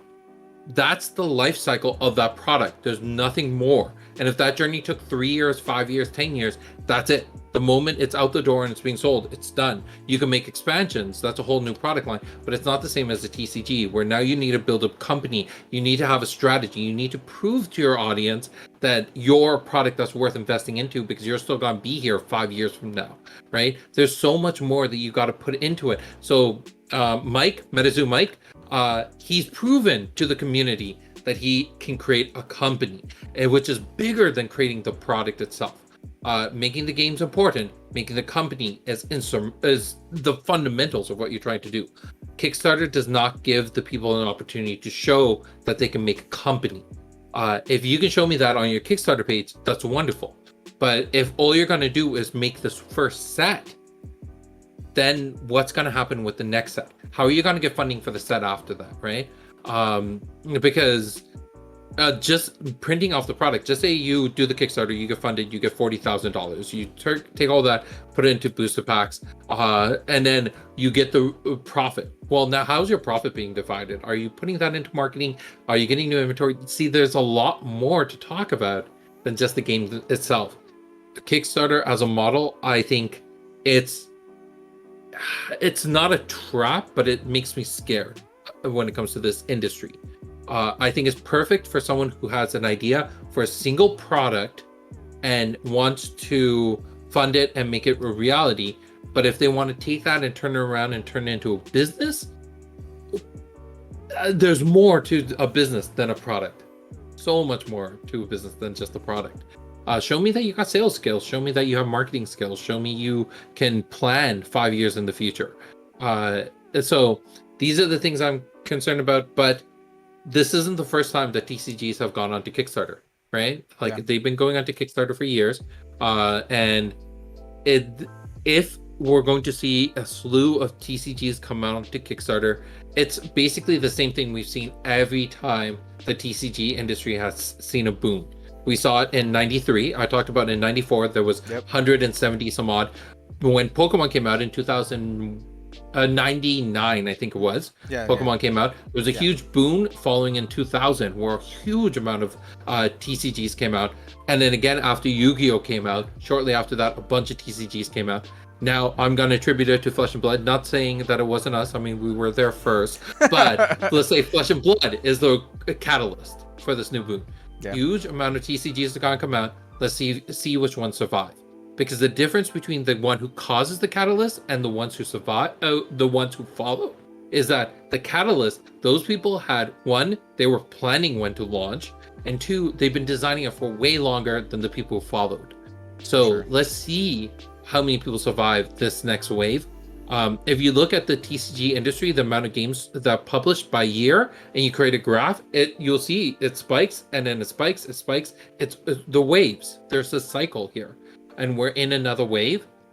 I'm hoping we survive because of the uniqueness and that we designed a new niche space, but maybe this is another phase for a new round of top 1, 2, and 3.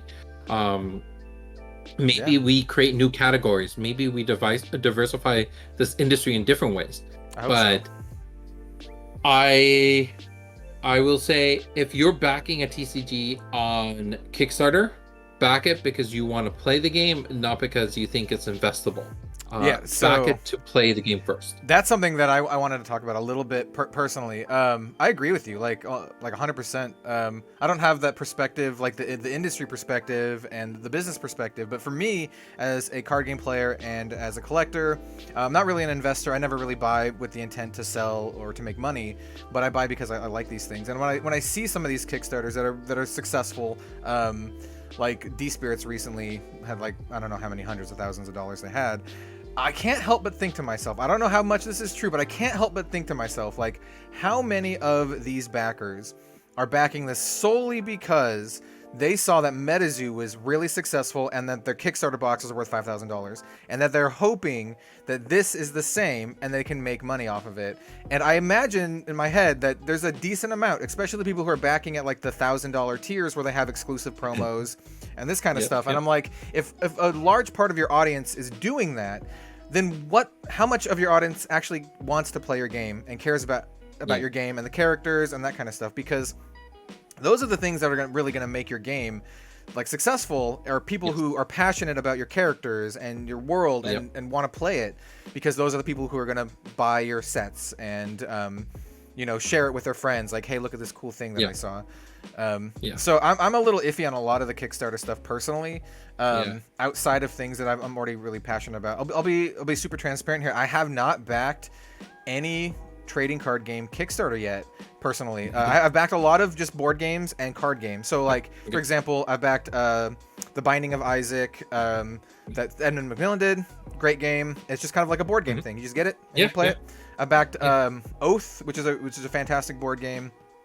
The people who did Root did Oath. If you're familiar with board games, it's just great. Lovely art style. And and then the one that I'm really excited about that's coming out that it is a card game is Sorcery. And for me personally, I want to back it not because I think it's going to be worth a lot of money, which it might be just because of certain aspects of it, but it's because I had a ton of fun playing it with my partner Robin, and I just want to play it more, and I just want it to succeed because I like it. And I told Eric, the creator of the game, I'm like, hey man, like you're gonna get a ton of people who are backing this just because. I literally told him they're gonna have a bunch of people backing this just because they think they can make a lot of money off of it, because they're gonna see Magic the Gathering artists and they're gonna see like MetaZoo money and they're gonna just see it and they're gonna be like, I want the money. It's a very interesting thing. George from Compete Sports, he's mentioned this before, but he's like, don't follow where the investors are, follow where the players are. Because that creates roots, that creates depth. So I'm always concerned because the investors are going to inflate things, sell off, and then let it tank. And if your stock, if your product tanks, then you're not going to be able to sell it at your wholesale prices, and then you're gonna have to take a loss. And not everyone is comfortable doing what I did, which, like I said, I spent $100 on my starter deck, sold them for $75. I took a $25 loss on every product I sold. My alpha and beta print runs were running at a loss for the first 2 years of the company. So it's uncomfortable being in that position. So I talked to the one who made Sorcery, Eric. Eric, we've been sending each other emails. He's a great guy, and I love that he pushed me a little bit, which was kind of funny. But he was trying to. So he was asking me. He's like, it was something in the veins of. I don't want to misquote him because I think he's a wonderful guy. I don't want to seem bad, but it was just this idea of like, he was trying to see why I never used the keyword tap in Genesis. And was I scared of things like patents and stuff like that? So before you say that, I have noticed, and I commented on it, and I've seen Eric's response on my side at least, and he said the patent's up and he doesn't care. Like he 100%. And from him, at least the way I envision it, for him, he's someone who's already in like the video game industry because he's like he owns part of Grinding Gear Games, which makes Path of Exile, and he's the creative director for Path of Exile. So he's got like this kind of I don't want to say corporate backing, but he's already been part of this big industry. So he's just like, whatever, bring it on. But I'm curious what he said to you. Yeah. So he asked me why I didn't use it, and at first I was trying to think. I thought he was being aggressive. I thought maybe he was just trying to like stir me up a little bit. But so I gave a very political answer, and I was like, no, I don't think we're scared or anything. We just did what we did was right. And he responded, and we talked about the patent a little bit, but I had to explain to him that when I started designing Genesis, the patent was in effect. And it was applicable to my country. So the patent for tapping was only for, it was in the US, but because we're in Canada, if we ever tried to sell in the US, we would get slammed immediately, right? And this happened to a game called, not Huntic, it was called Hex. Hex. I remember Wizards of the Coast sued them. It was a big deal. And then they got around it by making a digital version of the game, which didn't survive for very long, unfortunately. But this was the thing, Wizards of the Coast, not only do you, when you file for your patent, you have it and you can defend it, but you're enforced to defend it. If you do not, if someone is violating your patent and you do not defend that violation, then when the next person violates your patent and you do want to defend against them, they can use the fact that you didn't defend on the previous client, say you don't care about your patent. So they are forced to sue everyone, which makes them look like monsters, but it's just the way their American law system works. Yep. So when I started to design Genesis, I had to get around a tapping, but then we realized, hey, a direction matters. So we can't just tap cards because that actually has a functional difference. Yeah. So we created exert tokens. You just put a little token on your card to say you're exerted. And so yeah, it was an interesting conversation. I'm really excited to see how this game goes. I do think that the idea of tactical collectible card games needs to be more popularized. Because I do too. I was when I was getting ready to start selling Genesis, I was going on a bunch of forums, and for at least a decade, people have been putting up the idea of, can you release a collectible card game with a board, with a grid? This is not a new idea. No one, there's only been one game that I know of that has been published and is like there's physical cards for that actually did a grid system before us, and that was Anachronism. It was created by the History Channel. Yep. I think that they had an amazing initial concept, but there were parts about it that I wasn't a huge fan of, so I did them differently. Not saying that they did it wrong and I did it better. I just did things differently. So they had that. It didn't succeed, but I don't think anyone's really been comfortable pushing that boundary enough. But now we're starting to see more games because Eric's releasing one, and there's another person who's actually one of our Patreon supporters for Haunted Castle Gaming, and they're releasing their own tactical collectible card game. Oh, so there might be a few of them in the market soon. Someone sent me one that I'll be looking at. It might be the same person we're talking about. That'd be interesting. But yeah, I think there's room for it, and I really like that. You kind of touched on it. So first of all, I have a lot of thoughts. Let me compartmentalize them a little bit. So there's like, for the longest time, there's only been like, for at least the popular like card game diegesis, it's just like Magic the Gathering, Pokemon, and like Yu-Gi-Oh. I really like that there's a lot of these newer, I don't want to all call them indie games, but like a lot of newer like indie card games that are coming out that are tapping into a lot of different mechanics and are a lot that play a lot differently. So like, if you out there, viewer, are interested in this kind of stuff, I would highly recommend giving a shot. You can't try Sorcery now. Well, you can do it on Tabletop Simulator, but you can try Genesis.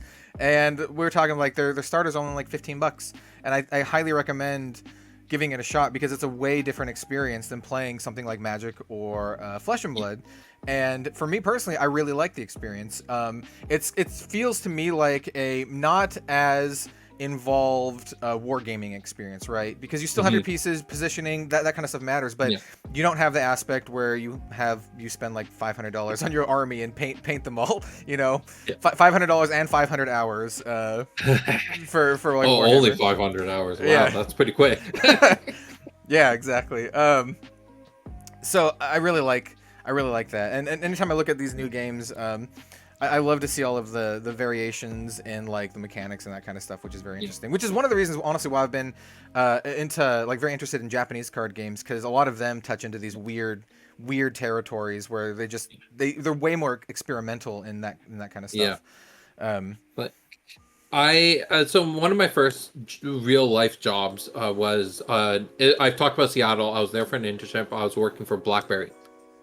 And so the mobile industry is a really interesting space for me because I was in it right at the time. I was working in it right at the time when the iPhone came out. So shortly after the iPhone came out. And I am a BlackBerry fan, like through and through. This, like, I still carry BlackBerries around. I'm using an Android right now, but that's just because BlackBerry hasn't brought out a new phone yet. And I don't think they will because anyways, that's a whole other conversation. So the thing is, BlackBerry is an amazing case study of what it's like when there aren't, capitalism isn't working and you have someone who has a monopoly on the industry. Oh yeah. And then what happens when finally that monopoly is challenged? So Magic, Yu-Gi-Oh, Pokemon, they are the three biggest games, but at the same time, they take such a big different subsect of players. Agreed. That you could say they all have monopolies on different parts of this industry. Yeah. And then So no one's challenged the status quo for a long time, not been able to break into it. And again, we're going to give a huge kudos to Flesh and Blood because they're finally challenging things a little bit and causing some diversity. And this is where now we're seeing a huge splintering. And we saw this in the cell phone industry as well, because there was a while where all of a sudden everyone was making cell phones, right? Like so many different brands of cell phones. But now we're starting to scope down to the ones who are actually efficient at it. And I think we're going to see some people breaking the mold, and we might actually have a moment where multiple different games will take over the same space and cause good diversity. And this will force some of those older companies to either innovate or die. And that's what I want to see. I want to see Magic innovate because I've loved that game for so long. It'd be sad to see the game not exist anymore. I couldn't imagine a world that doesn't have Magic. But at the same time, they need to be challenged. I agree. And 100%. If it's not by us, then let it be by an amazing company like Legend Story Studios, or just anyone out there, right? Like someone needs to do it.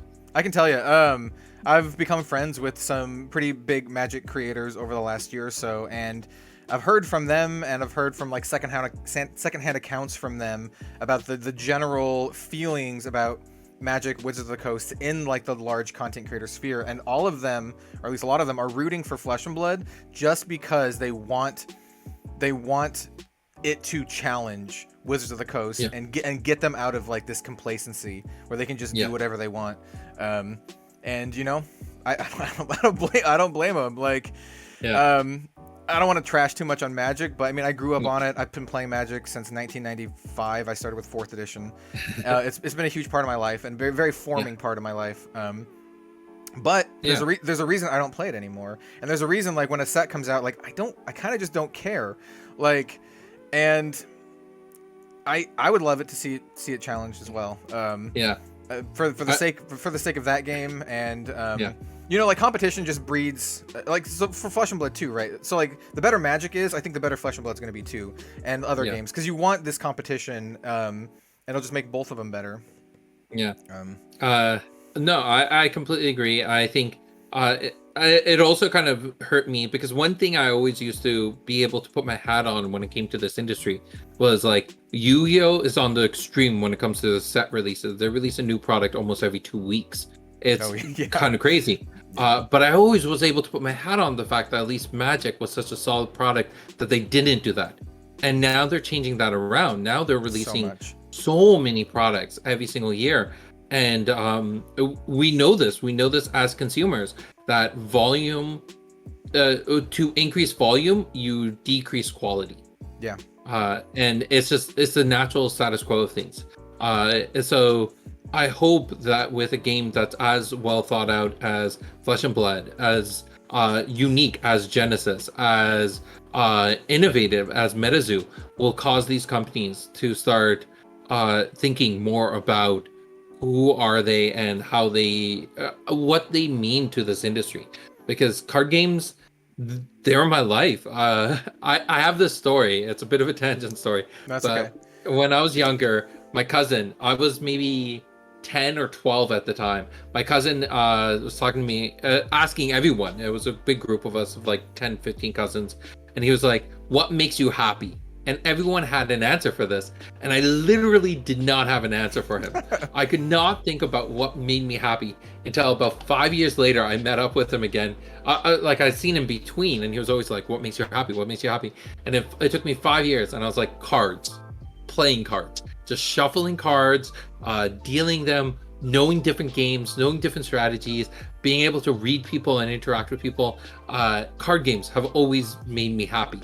And at the time, he was like, what are you talking about? I don't like, he was so confused, but like, it was, it's one of those things that I know about myself, that card games are fundamental to my experience in my childhood and who I am as a person.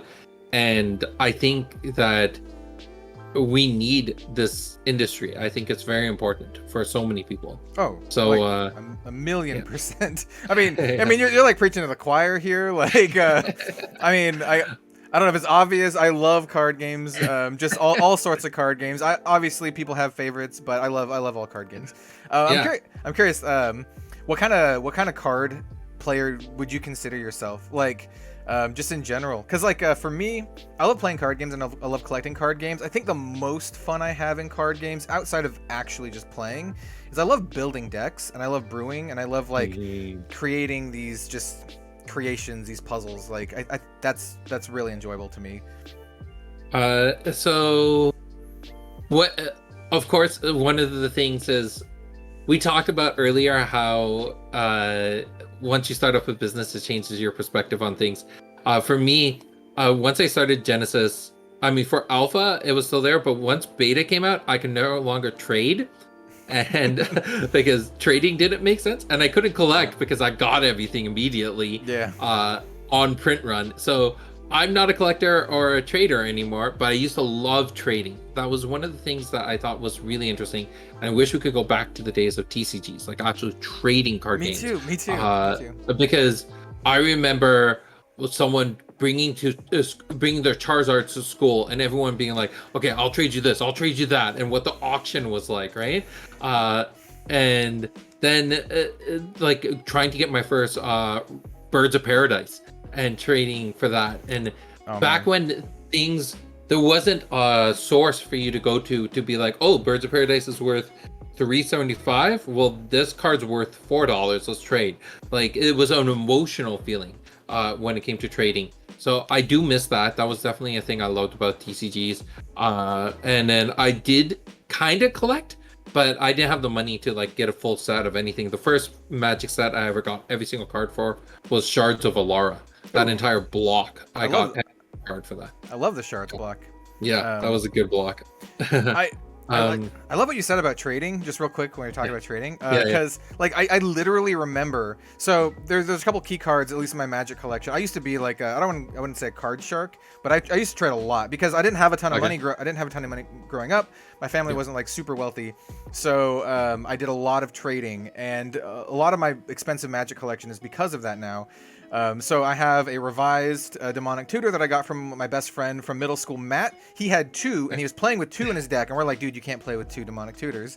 You should trade me one. So he traded me one, and he also traded me a Volrath Stronghold, and then I have this beat up Vampiric Tutor, the original Vampiric Tutor from Visions, beat up, that I got from my buddy who was like an exchange student in Puerto Rico, and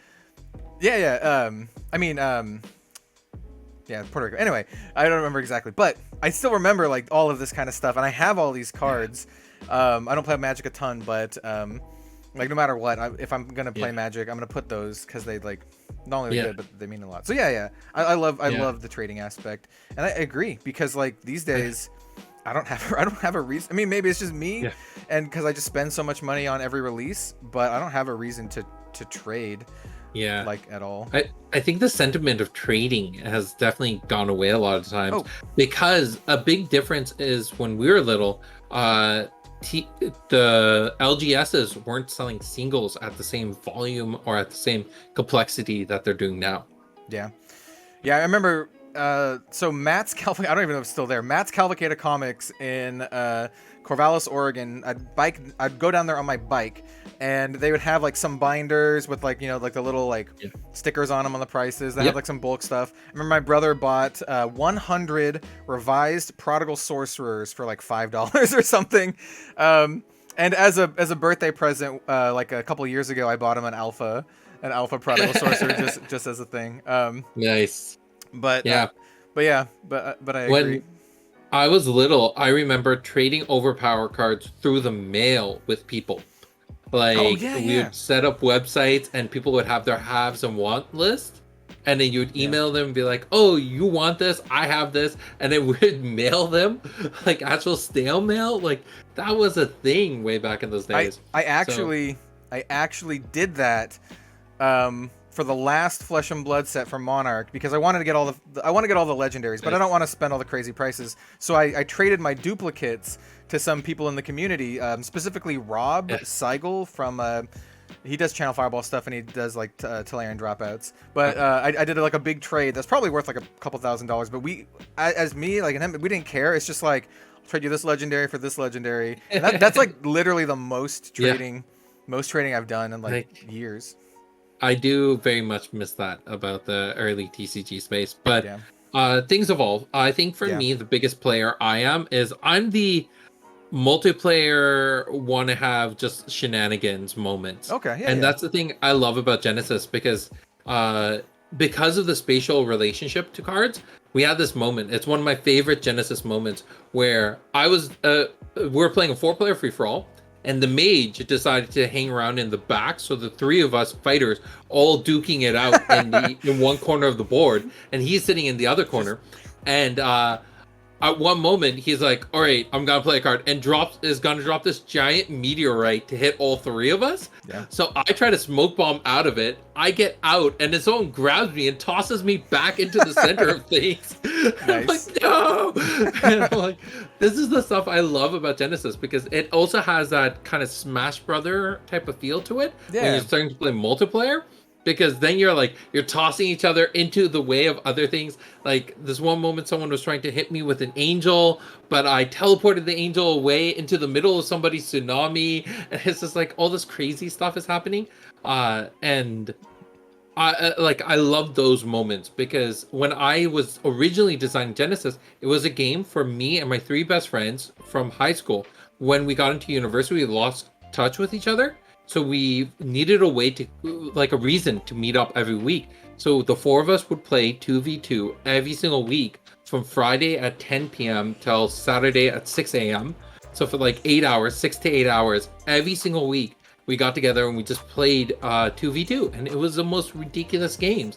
And that's the stuff I really love about trading card games. Connecting with friends, having a coffee or a tea, and just enjoying the game. 100%. 100%. Like, another very small tangent is back in college, a lot of us didn't play card games anymore, but they were still familiar with Magic. And so what we would do is every single like, I don't want to say every new set or whatever, but we'd occasionally, a couple times a year, have what we would call the drinking draft, where everyone would come over to my place, because I had the biggest apartment. People would come over to my place, and I would host this big draft, and no one knew anything about the sets, because we didn't keep up with that. We were doing our own things. But that was like some of the most, memorable things like from college, other than like me meeting my partner and all this kind of stuff. But that's what we would do. We'd do this big draft, and at the end of the draft, we would all have this giant free for all. This is way before Commander, way before Commander was a thing. Just a giant free for all with these crappy draft decks, and that was like so much. That was like so much fun. That's what I really love about card games, and what I really miss about card games. I would love to get to the point where, I mean, we have the pandemic now, right? So it just makes it really hard, that kind of stuff. But I would love to get to the point where we can have people over to play card games and stuff. I see the future where we'll be able to get back to playing games and having that kind of relaxed state. But I think those old days of like where the game was the sole focus of it and the trading and collectible stuff were all secondary, that part isn't there anymore. Like I think the industry itself has changed a lot. I accounted towards the introduction of mythical rares and Magic, and Jace the Mind Sculptor. Oh yeah. I think that changed the industry forever when a card in Standard was worth over $100. I remember that being insane, by the way. I was like, oh, it's worth like $130 or whatever it was. I thought that was insane at the time, and now like we got way more expensive stuff now. I'm happy that in Genesis, in the current set release, none of the rares are, worth more than $10. Like actual rares or playable pieces, everything is under $10. But then there's collectible versions of those same cards that are worth more. But like when Magic did that, and they changed the industry forever, because now the product was something that the new product, brand new things hitting the shelf, were investable. And that changed everything about the industry. And now the game part of it for a while went from like being the most important thing to becoming equal to now, for a lot of people, not even a thing. Yeah. And it makes me a little sad. But I mean, I'm with you. Like, maybe this is just because I have a more of an old school mindset, possibly like you have. But like, yeah, I mean, I know a lot of the cards that I have are valuable, but for me, at the end of the day, like, I still shuffle them up and put them in my deck. Like, yeah. So it doesn't really matter to me as far as like. I'm just gonna still play with them. I just don't think about it as much. I remember my buddy, I mentioned him before, Travis. He and I were playing. This is pretty early on in Flesh and Blood. So this is before the prices were actually nuts. This is right after Arcane Rising, and we were sitting. We were playing cards, and I had my cold foil tunic, and I think at the time it was worth like $300 to $400. Now it's worth like I don't know, $9,000 or something disgusting, and we were just commented on how much money we had just on the table. Like it's weird to think about, but it's one thing that I personally I don't think about all that much when I'm playing stuff. I do remember getting my first Jace the Mind Sculptor, and I was like, holy crap, dude! I have a card that's worth like over $100. I still have it. I have like two Jaces. Yeah, but I agree. Part of me is like, there's always been like that collector thing for me, because like as a kid and not having a lot of money growing up, I did look to stuff that was like the Holy Grails or whatever of Magic, so like the Black Lotus and that kind of stuff. And I always kind of like looked to that kind of stuff. So I do like a little bit of, you know, your cards having some sort of value, because it makes them a little more special, because you're like, oh, I have something that's valuable. So I'm okay with the older stuff being worth more. So this is why I very specifically said when Standard had their first card that was worth 100, because the older stuff, it makes sense. It's out of print. It's held as like, it was a way to mark I was there. It's a way of saying, you know, I believed in this game from the very beginning. Because even in Genesis, like the Alpha Angel of Retribution, I've seen it on sites selling for $500. Whoa. And I'm okay with that, because there were only maybe like 20 of them in print. So having one is a badge of honor. But it means that also, if you just need Angel of Retribution for just your regular deck, you can go get one for like, they're in the starter kit. They're in the starter kit. They're not hard to get. And this is me thinking like, wait, do I have an alpha one? I'm like, no. I think the one I have is a beta one. But yeah. So that's the thing. Like, I'm okay with the older stuff gaining value, because time makes those things worth more. The fact that the game stayed alive for this long, people are playing it, more people are playing it, they become a thing of myth and legend. There's this one card in Genesis where there's only 4 copies of them in print, and like they're also numbered 1 of 4, 2 of 4, 3 of 4, and 4 of 4, and it's constantly all the like big end players know where they are. They know where those cards physically reside, because it's a thing. What card is it? I'm curious. It's called Sky Storm Dragon. Okay. It was a promo. We made 2 different arts for it. One artwork we did 50 copies. Another artwork we did 4 copies. Oh, okay. And both of them were numbered accordingly.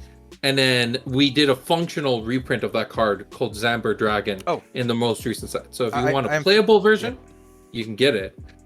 If you want that specific version, they're much harder to chase down. And it's the people who have that card are the people who are like, who truly believe in the game. You know, were there at that time. Yeah. This is just a small musing. I actually think it's this shows to the strength of your. We talked about the mechanics of just being able to play as many number of cards as long as it reaches the threshold. Having a functional reprint for Genesis makes so much more. I don't want to say sense, but it's really good, because it doesn't matter. The name of the card doesn't matter, right? Yeah. Because you can have your new card, you can have the promo, but they're still gonna, if they have the same cost, then it also means that out. As designers, we also can't make useless cards. Yeah. Which is a good thing, because it does force the design team to be so. We have a card, Jalarian Hound. It's everyone can play it. It does 3 attack, 3 health. It's your standard 3/3 vanilla creature.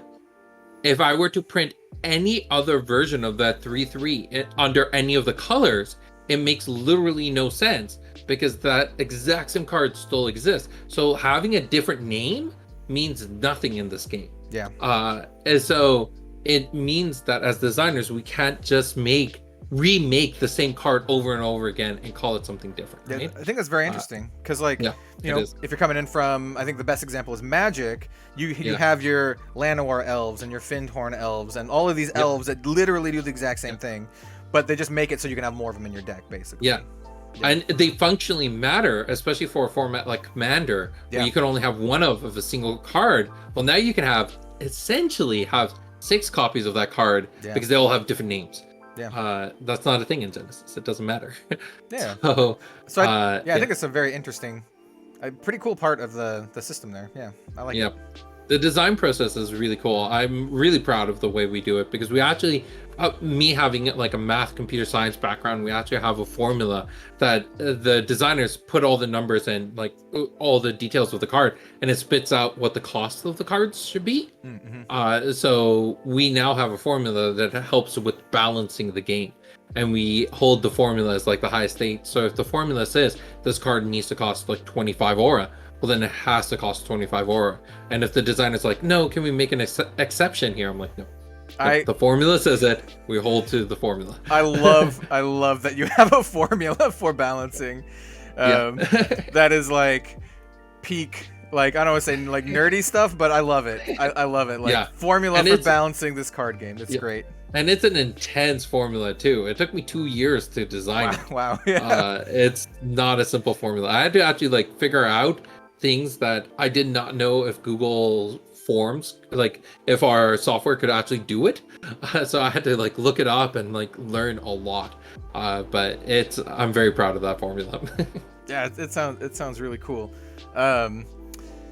I know we've been talking for a long time. I still kind of want to talk more. How much time do you have? I should ask you that.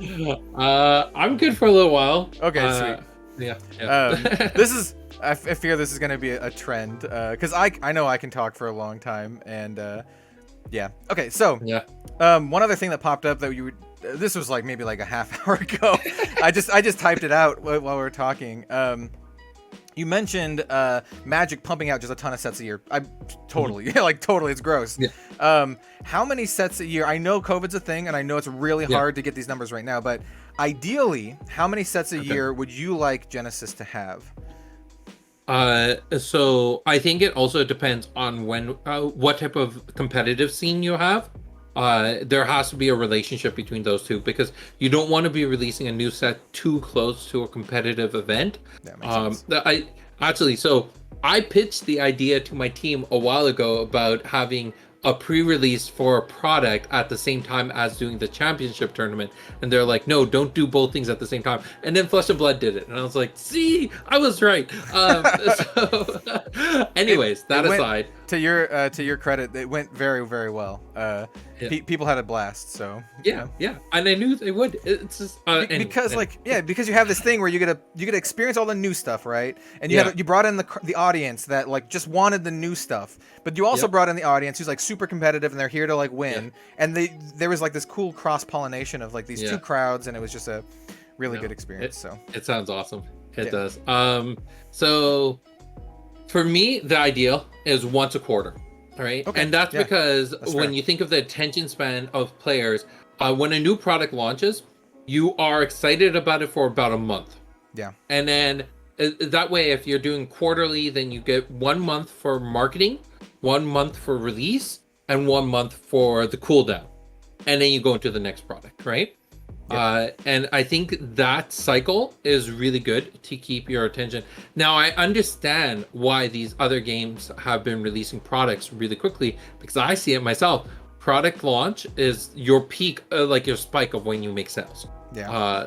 This was a big thing, and I think people knew about it the most back when the iPhone was coming out, iPad was coming out, the watch was coming out, all these new techs come. We have the innovators, people who have to get the product at the moment of launch, and that causes an insane influx of sales. And when you're thinking of a company that, you're not getting sales on a weekly basis or monthly basis, you're getting them on product launch, more or less. You want more product launch. It makes more sense. Yeah. What I wish they had done instead, and this is my plan, is diversifying products.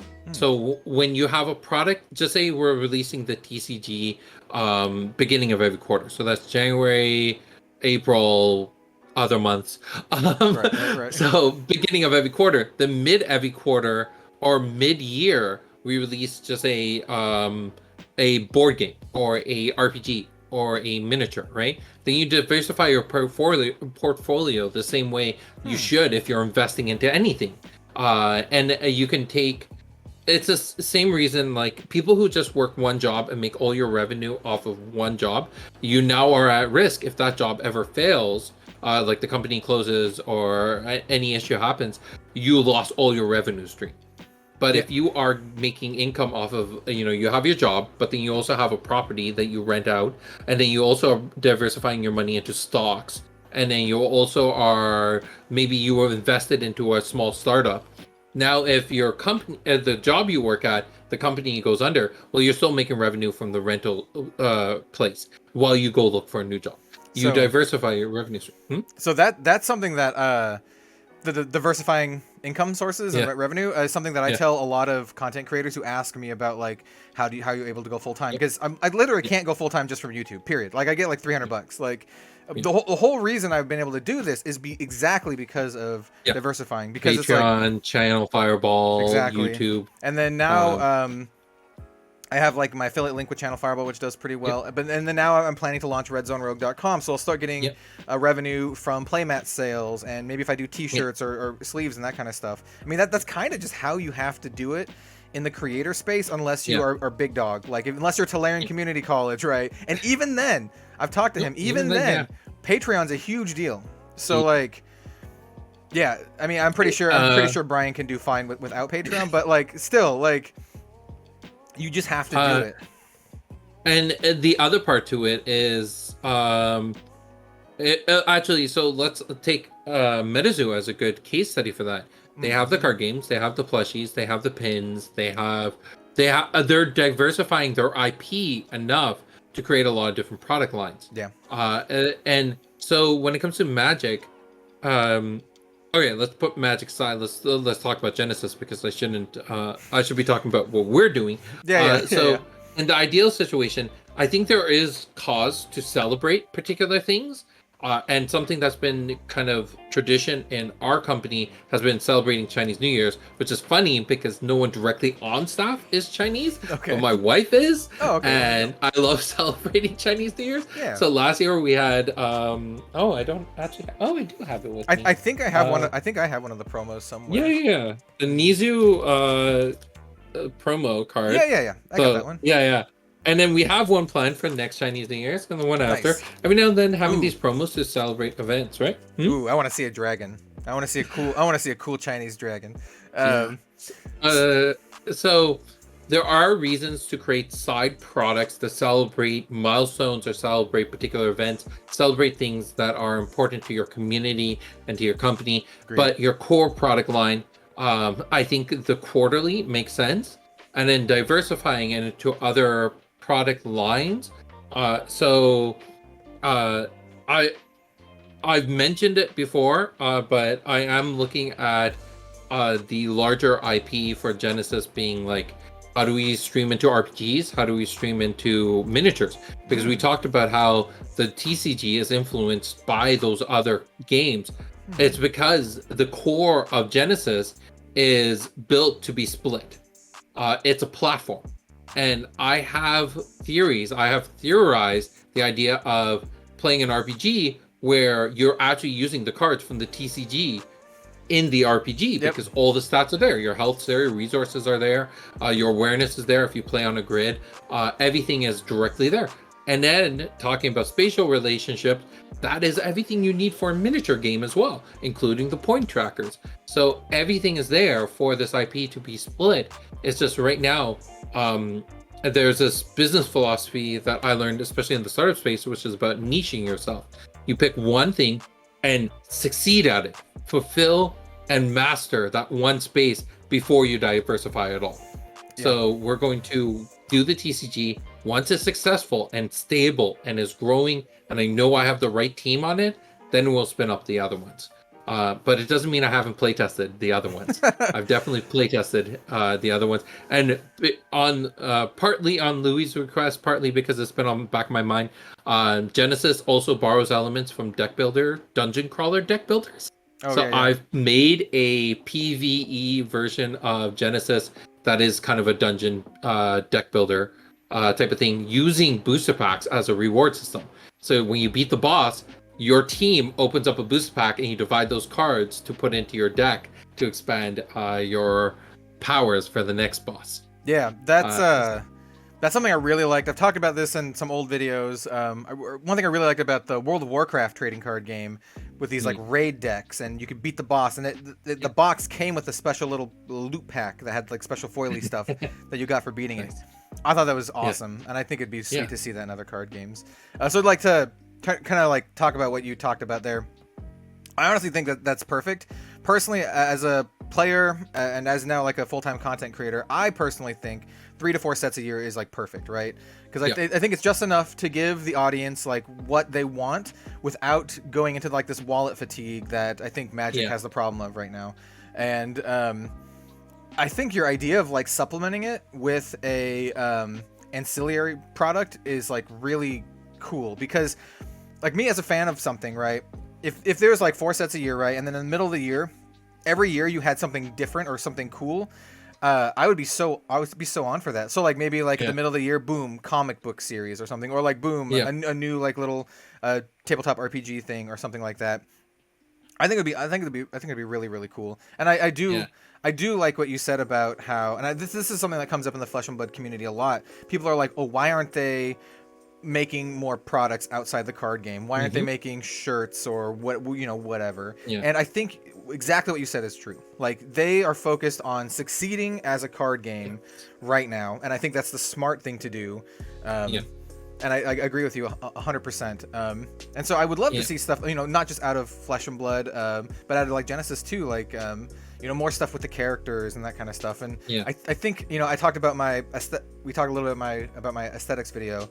But I think one of the things I love most about card games is how people can get drawn to the characters for many different reasons. And I think having these products that feature the characters in different ways is a great way to like not only reward your audience for being like fans, but to like flesh out your world and that kind of stuff. So I think that's cool. I think it's a great idea. I think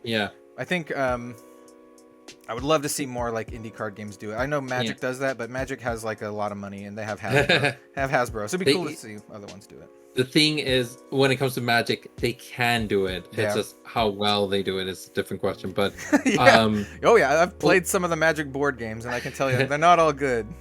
When it comes to the Flesh and Blood stuff, I do agree that it is very important to focus on the TCG, but I don't know how they feel. But personally, whenever I see someone playing Genesis, but their cards are in Magic sleeves, it hurts me. It hurts me a little bit because it's not that I'm trying to hook people into the brand, but it's just the fact that the game itself is just I want people to be immersed in that world. Yeah. And when you're playing the game and all of a sudden the back of the cards have the Magic logo on them, it takes you out of the fact that you're playing Genesis, right? So one of the projects we are talking about, and I don't know if you saw it in the Discord, but we are talking about wanting to do sleeves at some point. So it's something that will be in the near future. But part of the reason why we did the neoprene mats is because it was something that was requested by the community. They were like, the paper ones are fine, but you need neoprene mats. I was like, okay, we'll do it. But I think I actually kind of like Flesh and Blood's approach, which was there's enough tools and resources out there for people to make their own mats. Make your own. Here's the templates, put the graphic underneath it, and go make your own. And we actually did the same thing with a company store in Germany because I knew we couldn't get mats to them quick enough. So there's a store called Yoda's Data where I just sent them the Photoshop grid and everything, and I was like, put your own graphics in there and create your own. And they did, and they look awesome. Is that, and feel free to, if you don't want to talk about it, is that stuff available? So, okay, so for me, once again, I'm making all these mats and stuff, and I would like to offer mats for everyone who watches my channel. So if you watch Red Zone Rogue for Flesh and Blood, I want something for you. If you watch it for anime stuff, I want something for you. If you watch it for Genesis, I want something for you. Yeah. So I would love to make a mat that would be compatible with Genesis. So is something 100%. Like that available? Like everything's available if you just ask. Okay, sweet. Because I was thinking about that with First Sorcery too. Because like I'm only familiar with making these smaller mats, right? But I'm sure I can find a manufacturer that would make the bigger ones, and I could like. I know I can think of some sweet artists that I can commission to do like a cool landscape or something that would work for that. That's something that I've been thinking about too. Did you see the Kitchen Table TCG Genesis mat? I think I briefly saw it. Yes. It has a very old school like D&D type of feel to it. I loved it. It's like, how do I get one of these? Because I don't want to buy my own product. That's kind of awkward. Like, I want one of those mats. Yeah, I'm a huge fan of like D&D in general. Yeah. I don't know if I would design it to look like literally like a D&D mat, which seems cool. But oh man, that actually seems really cool. How is his done? Is it? I'll have to go look. Is it literally like a D&D mat? So each square is like a room, or is it just more like conceptual? He did it kind of like it's a. Oh, I'm trying to remember. I'll have to find it and send it to you. Okay. But he did a really great job with it. But it looks more like you came to a abandoned battlefield. Okay.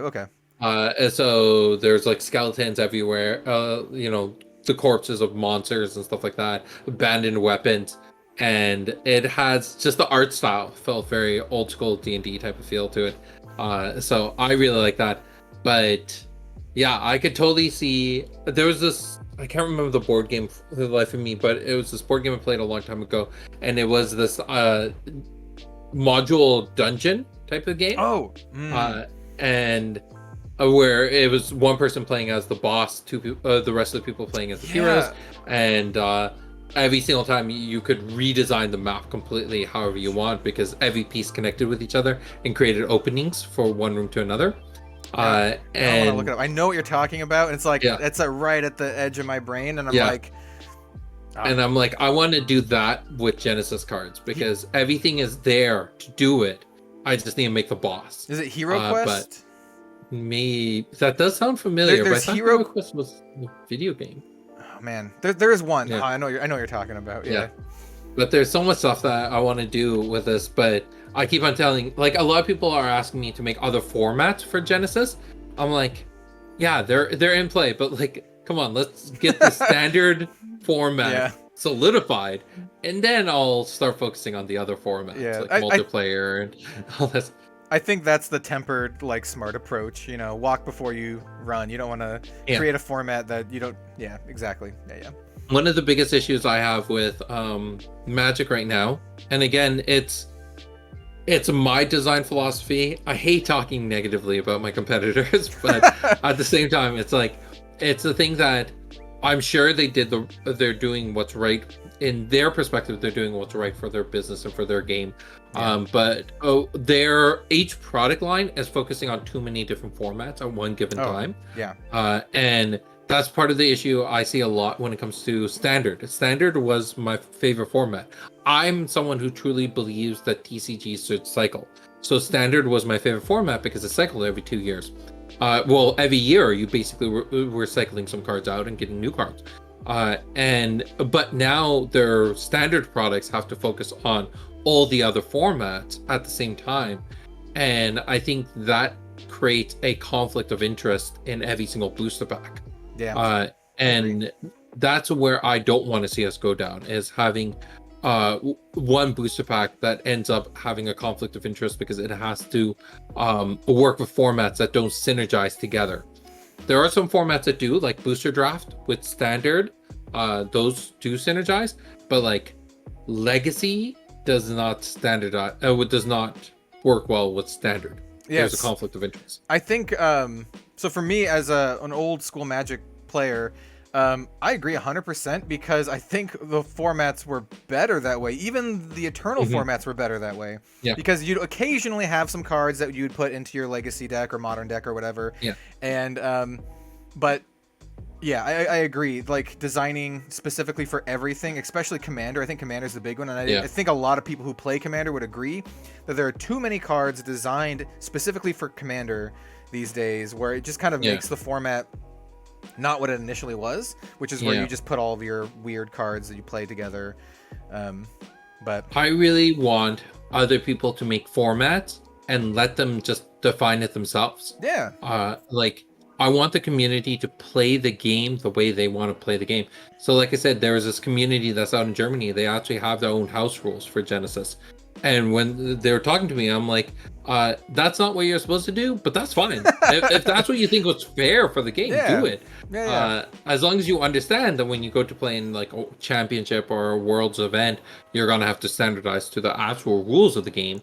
But if you're just playing casually with friends, do whatever you want. Make up rules. Play Yu-Gi-Oh! TV show rules. I destroy the moon, so the tides have receded. Like, do crazy stuff and enjoy the game. I think you're really...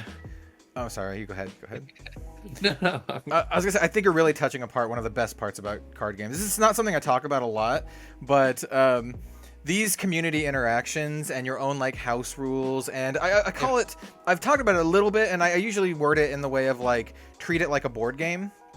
Yeah, I love that. That's some of my favorite aspects of card games. It's why I like these old dead card games, because to me, they're not dead in the fact like I can still play them, and if I have a friend over, I can pull out these card games, and I have these decks, and I'm like, let's just play a game. It's like you treat it just like a board game, right? No one's there gonna police the rules.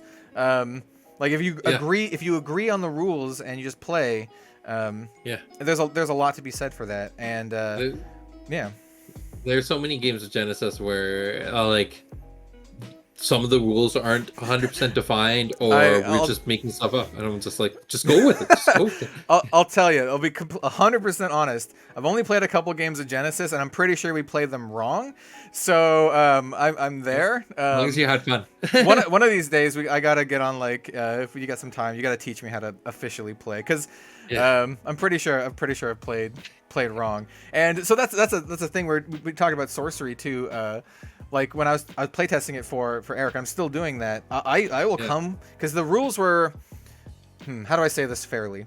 The rules were not very clear when he gave me the sheet, and he said they're not very clear because he wanted to playtest it with people who don't have interactions with, like, without him being there and telling you how to play. And so the first time Robin and I played, I literally gave him, like, every time something came up, I wrote it down. I'm very thorough about this kind of stuff. I gave him like 2 pages of questions and clarifications, and I'm like, what happens if this happens? What happens if a range unit shoots another range unit? Does the other range unit shoot back? Because that makes flavor sense to me that both archers are shooting at each other, but the way it's worded is it doesn't. And I'm like, there's a whole bunch of stuff like that.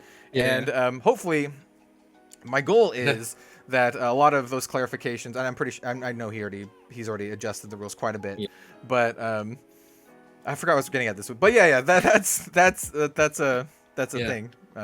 Like, one of my favorite formats for Genesis is not an official format. I don't know if I'll ever make it an official format, but I call it terrains. And what we do is we take the board. It's normally 5x6. We extend it by another 6 spots, so it's a 6x6. And then we take 6 pieces of terrain from somebody's Warhammer collection, and we plop them onto the board, and those spots are considered occupied. Like, you cannot move onto the spots, you cannot destroy the terrain, and you create this map. And it's organic, because if there's 3 of us playing a 3-player free-for-all, then each person takes 2 pieces, and then I'll place 1, then the next person places 1, then the next person places 2, then it goes back to place the second place mine's last. And then we'll do like some rules, like you can't cluster them, or you can't put them on the edges of the board, or something like that. And then that way, every single game, the board's a little bit different. And it also becomes very cinematic, because every time I play, I have my little Mewtwo, and this becomes my champion. I take this and I move it on the board. And then I take photos of this because it looks really crazy. That sounds awesome to me, by the way. That speaks to me as a fan of not only like tabletop wargaming stuff, but I'm a huge fan of like Fire Emblem and that kind of stuff, and that just sounds awesome to me. And like people are like, oh, can you make formal rules for this? I'm like, dude, just make stuff up. Yeah. Just go for it. See what happens. You showed the figure too, and you talked about like ancillary products. Do you think? I mean, I don't want to word it like that. How do you feel about making? So you mentioned figures. How do you feel about making figures that aren't part of a tabletop RPG, but just figures of the characters that people could use at like instead of the cards? So you can have like a figure of Idris or whatever, or Nubia instead of the cards. We did this paint contest back in the beginning of the COVID, and this is one of the creatures from Genesis. Yeah. The behemoth. Yeah, I recognize it. So the arm's a little broken. This is my copy of it. But yeah, we did that, and we actually have plans for another paint contest, which is going to be for the Angel. So we have a 3D model made. We just need to find time to find a printer and get that all organized. But yeah, like eventually my thing is I do want to roll out a full miniature game and have all the champions from the TCG inside the miniature, and they will literally function like they do in the TCG. But for now, it's for funsies, and we'll create some models, and it's a lot of money investment and a lot of time investment to then start focusing on 2 different games at the same time. Yeah. I don't want to do that to the people who are invested into the company right now. But that is the future goal. So yeah, 100%.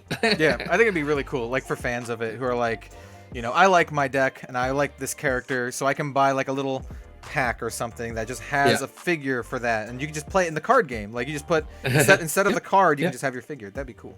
Yeah, this is why for the champions, like right now we released the champions. You saw them in second edition, where the front side has the text and the back side is just the art. I really like that. At the end of the day, like people memorize their champions, so you don't need the card anymore. You could just have the figure, and if it looks spatially comfortable within the grid, then people will be very comfortable using it. Like I know people who play the behemoth in their deck purely so that when they play it, they can take the model out and put it on the board. Be like, this is my model, this is me, and they love it. Like it's a really fun aspect of the game. I really like the double face thing that you're doing with the heroes, by the way. Because this is the promo for Kitchen Table, Louis and George. Oh yeah. So they got their long promo. So he's wearing the baseball cap. That's representative of Louis, and then the Hawaiian shirt. Oh yeah. For George, and then on the backside it's just the full art.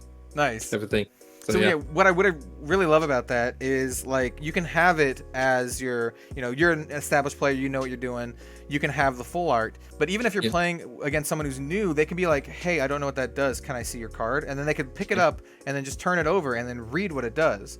I really like that, rather than having, because I know a lot of other card games do just like when they do full art, it's just like it's just there, and you're like, "Hey, just trust me, bro. It does what I'm saying." Yeah. So yeah, did you ever open your packs from Welcome to Jailara? Because that's how it was in that set. Like all the full arts were literally just full arts. Yeah. And it was terrible because I saw someone doing a booster draft of Welcome to Jailara and opened up a pack and got an epic rare, which was actually a pretty good card. But because he had no idea what it did, it was his first time playing the game. He's like, I'm gonna pass this card. I'm like, no. Yeah. So yeah, we learned. We're growing. Yeah, that's just like growing pains and that kind of stuff. Yeah. But no, I think it's a great idea. Yeah, I mean, would you ever do? I mean, I shouldn't word it. Would you ever? How do you feel about like alternate art and that kind of stuff on cards? So like for the epics, like instead of having the same art but like expanded, like alternate art or. So what my original intention was again, part of the epic concept comes from Pokemon, comes from their shiny concept, because I love how they approach doing the shinies, because at first you're kind of like, oh, I want the shinies to be better stats because they're so special. But no, the fact that they're regular stat Pokemon but are just shiny is kind of cool. So that was the idea with epics, was that they're supposed to be the regular cards but kind of cool. But it was something in Pokemon that's really cool is when you get male and female variants. Oh yeah. So one thing that I really would have loved to see is having, especially for certain creatures, have a card that are, the male version of that creature and the female version of that creature. Because just say something like the Gelda baboon. When we see that, we only see it in one artwork. So when you close your eyes, you think of that creature, you only think of them one way. So it's hard for you to think that that's not a named creature. You think it's it's hard to think that there's a whole bunch of them, like hundreds, thousands of them that exist in the world, and all of them look a little bit different. So I like the idea of having alternate art, but also having slight variations in the alternate art to show the different genders. And then also for non-summon cards, having different champions perform the same action. So for a card like Gust, for example, where right now it's rain doing this big gust of air, well, this card can also be played by Nubia. So it'd be cool to have an alternate art version where Nubia is doing it. Because the whole entire purpose of the artwork of Genesis, and this is what we're building towards. This is going to be like a 3 to 5 year goal once the entire team's full-time and we can do it better. But I want the artwork of Genesis to look like panels from a comic book. Okay. So when you play your cards and they're in this big stack, when you line them up, it's like, oh, I did this, you did that, I did this. It kind of looks like you're reading a comic book. And then it becomes more cinematic that way. It becomes more immersive. And having the actual characters do the abilities has a lot of feeling to it, a lot more feeling to it. So those are things that we want to kind of plan out for future steps. Nice. That actually segues very nicely into the last question I have on here. This is a very open-ended question. Like, I'll just ask it. What do you look forward to most about the future of Genesis? I would like to see, there's so much things, but I think getting the players together, seeing people actually play the game, that's hands down the most important part for me, because seeing box openings is cool, but seeing gameplay videos is so much better. I love the fact that, so I played a lot of Magic. I hated watching people play Magic.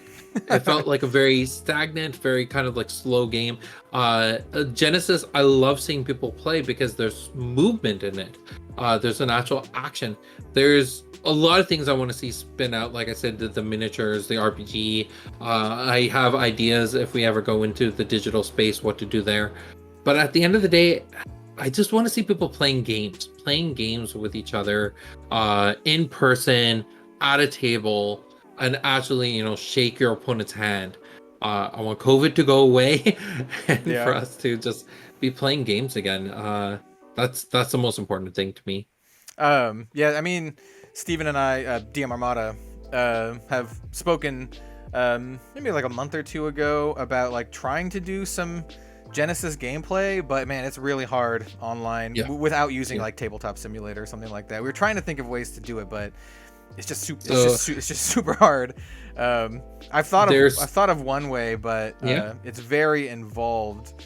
Like, okay, so the one way to do it, to make it like very authentic, would be to literally replicate your opponent's deck, and when they move, you just move it on your board. Okay. So you're filming an accurate board state, but you have to kind of do everything. I have a theory. I haven't tested it yet, but I got a theory. It involves 3 cameras though.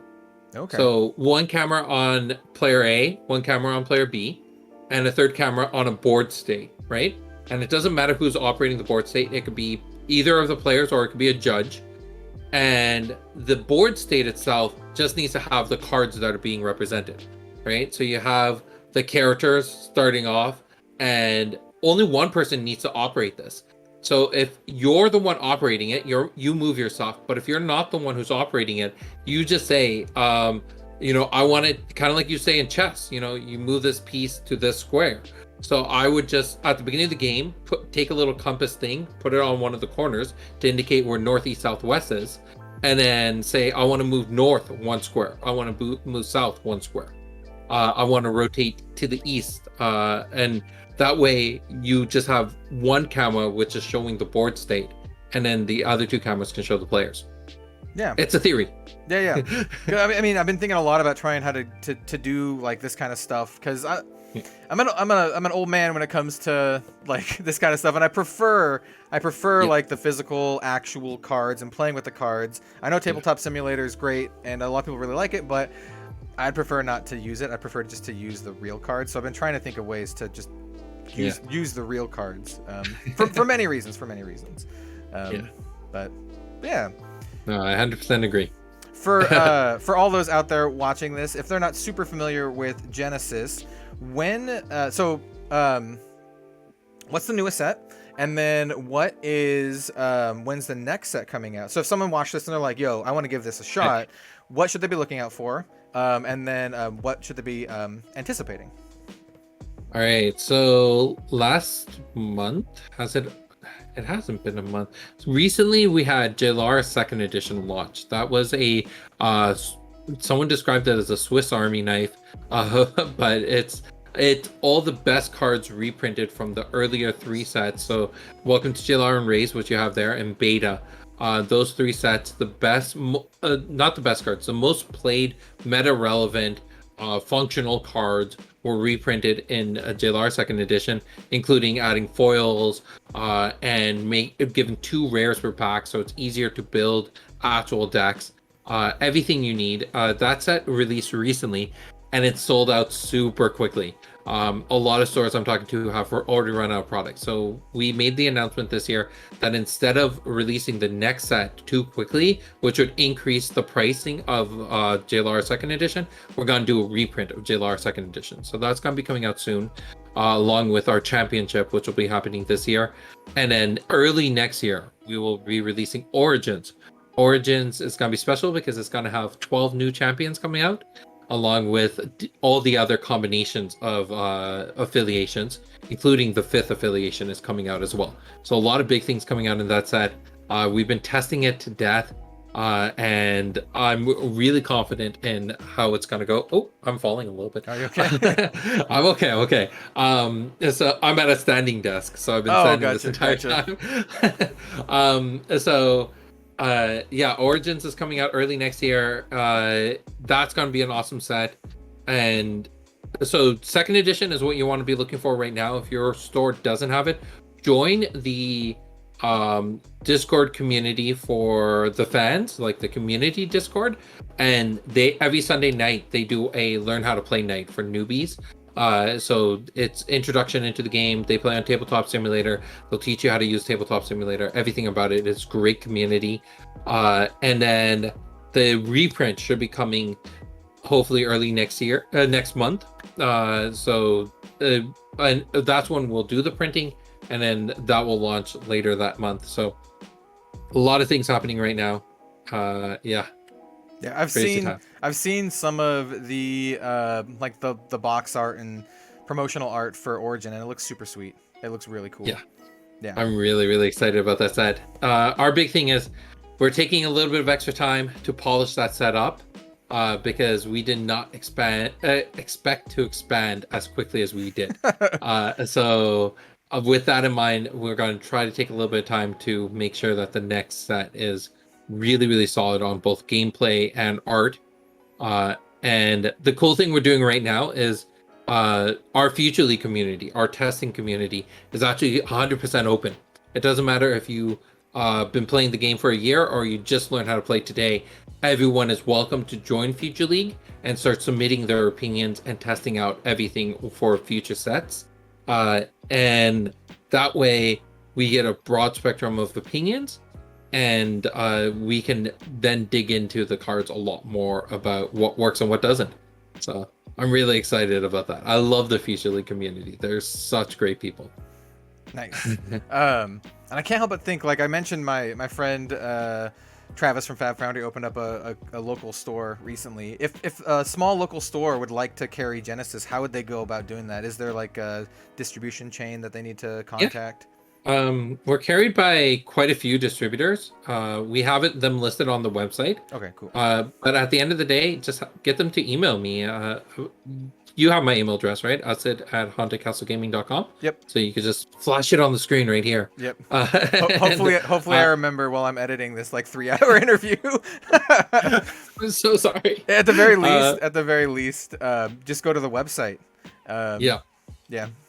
And just contact us under stores. The stores section, there's all that information. So just contact us and we'll help you get set up through and through. Nice, because I know there's more than a few folks out there who are watching this who are probably stores, and hopefully some folks wanna now carry carry Genesis. I think it'd be cool. Yeah. Especially if you're looking to carry some, non big three stuff. So. Yeah. No, for sure. Yeah, I make myself super available. Like my email address is everywhere. So if you want to get a hold of me, my cell phone is everywhere. My cell phone is in the footer of the website. You can actually see my cell phone there. I didn't know that. I make myself super accessible. I do not want anyone to have my cell phone. People just texting me all the time. Oh. When it gets to a point that it gets that annoying, I'm just gonna get myself a second number, and then I'll have my personal number and my work number.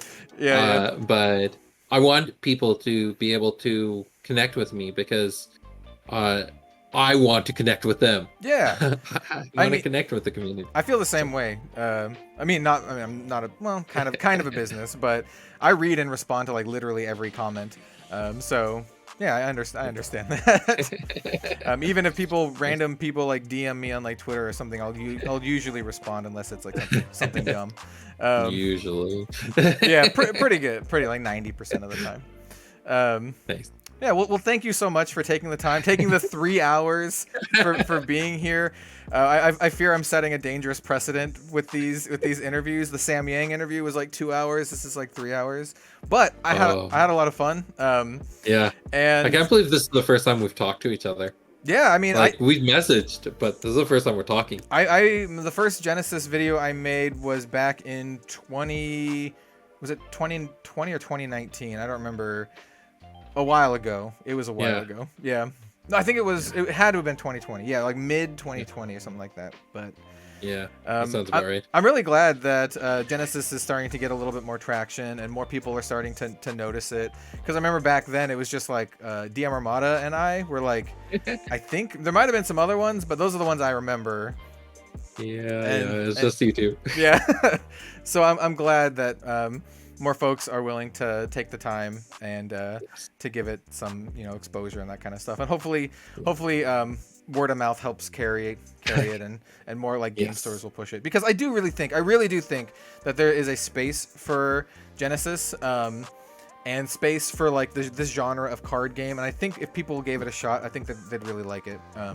So thank you. You should give it a shot, especially when the new printings come out. Get those starters for like $15 or whatever. I mean, $15 is like a pretty easy ask these days. It's like the cost of a pizza here in the U.S. So like, yeah, just yeah.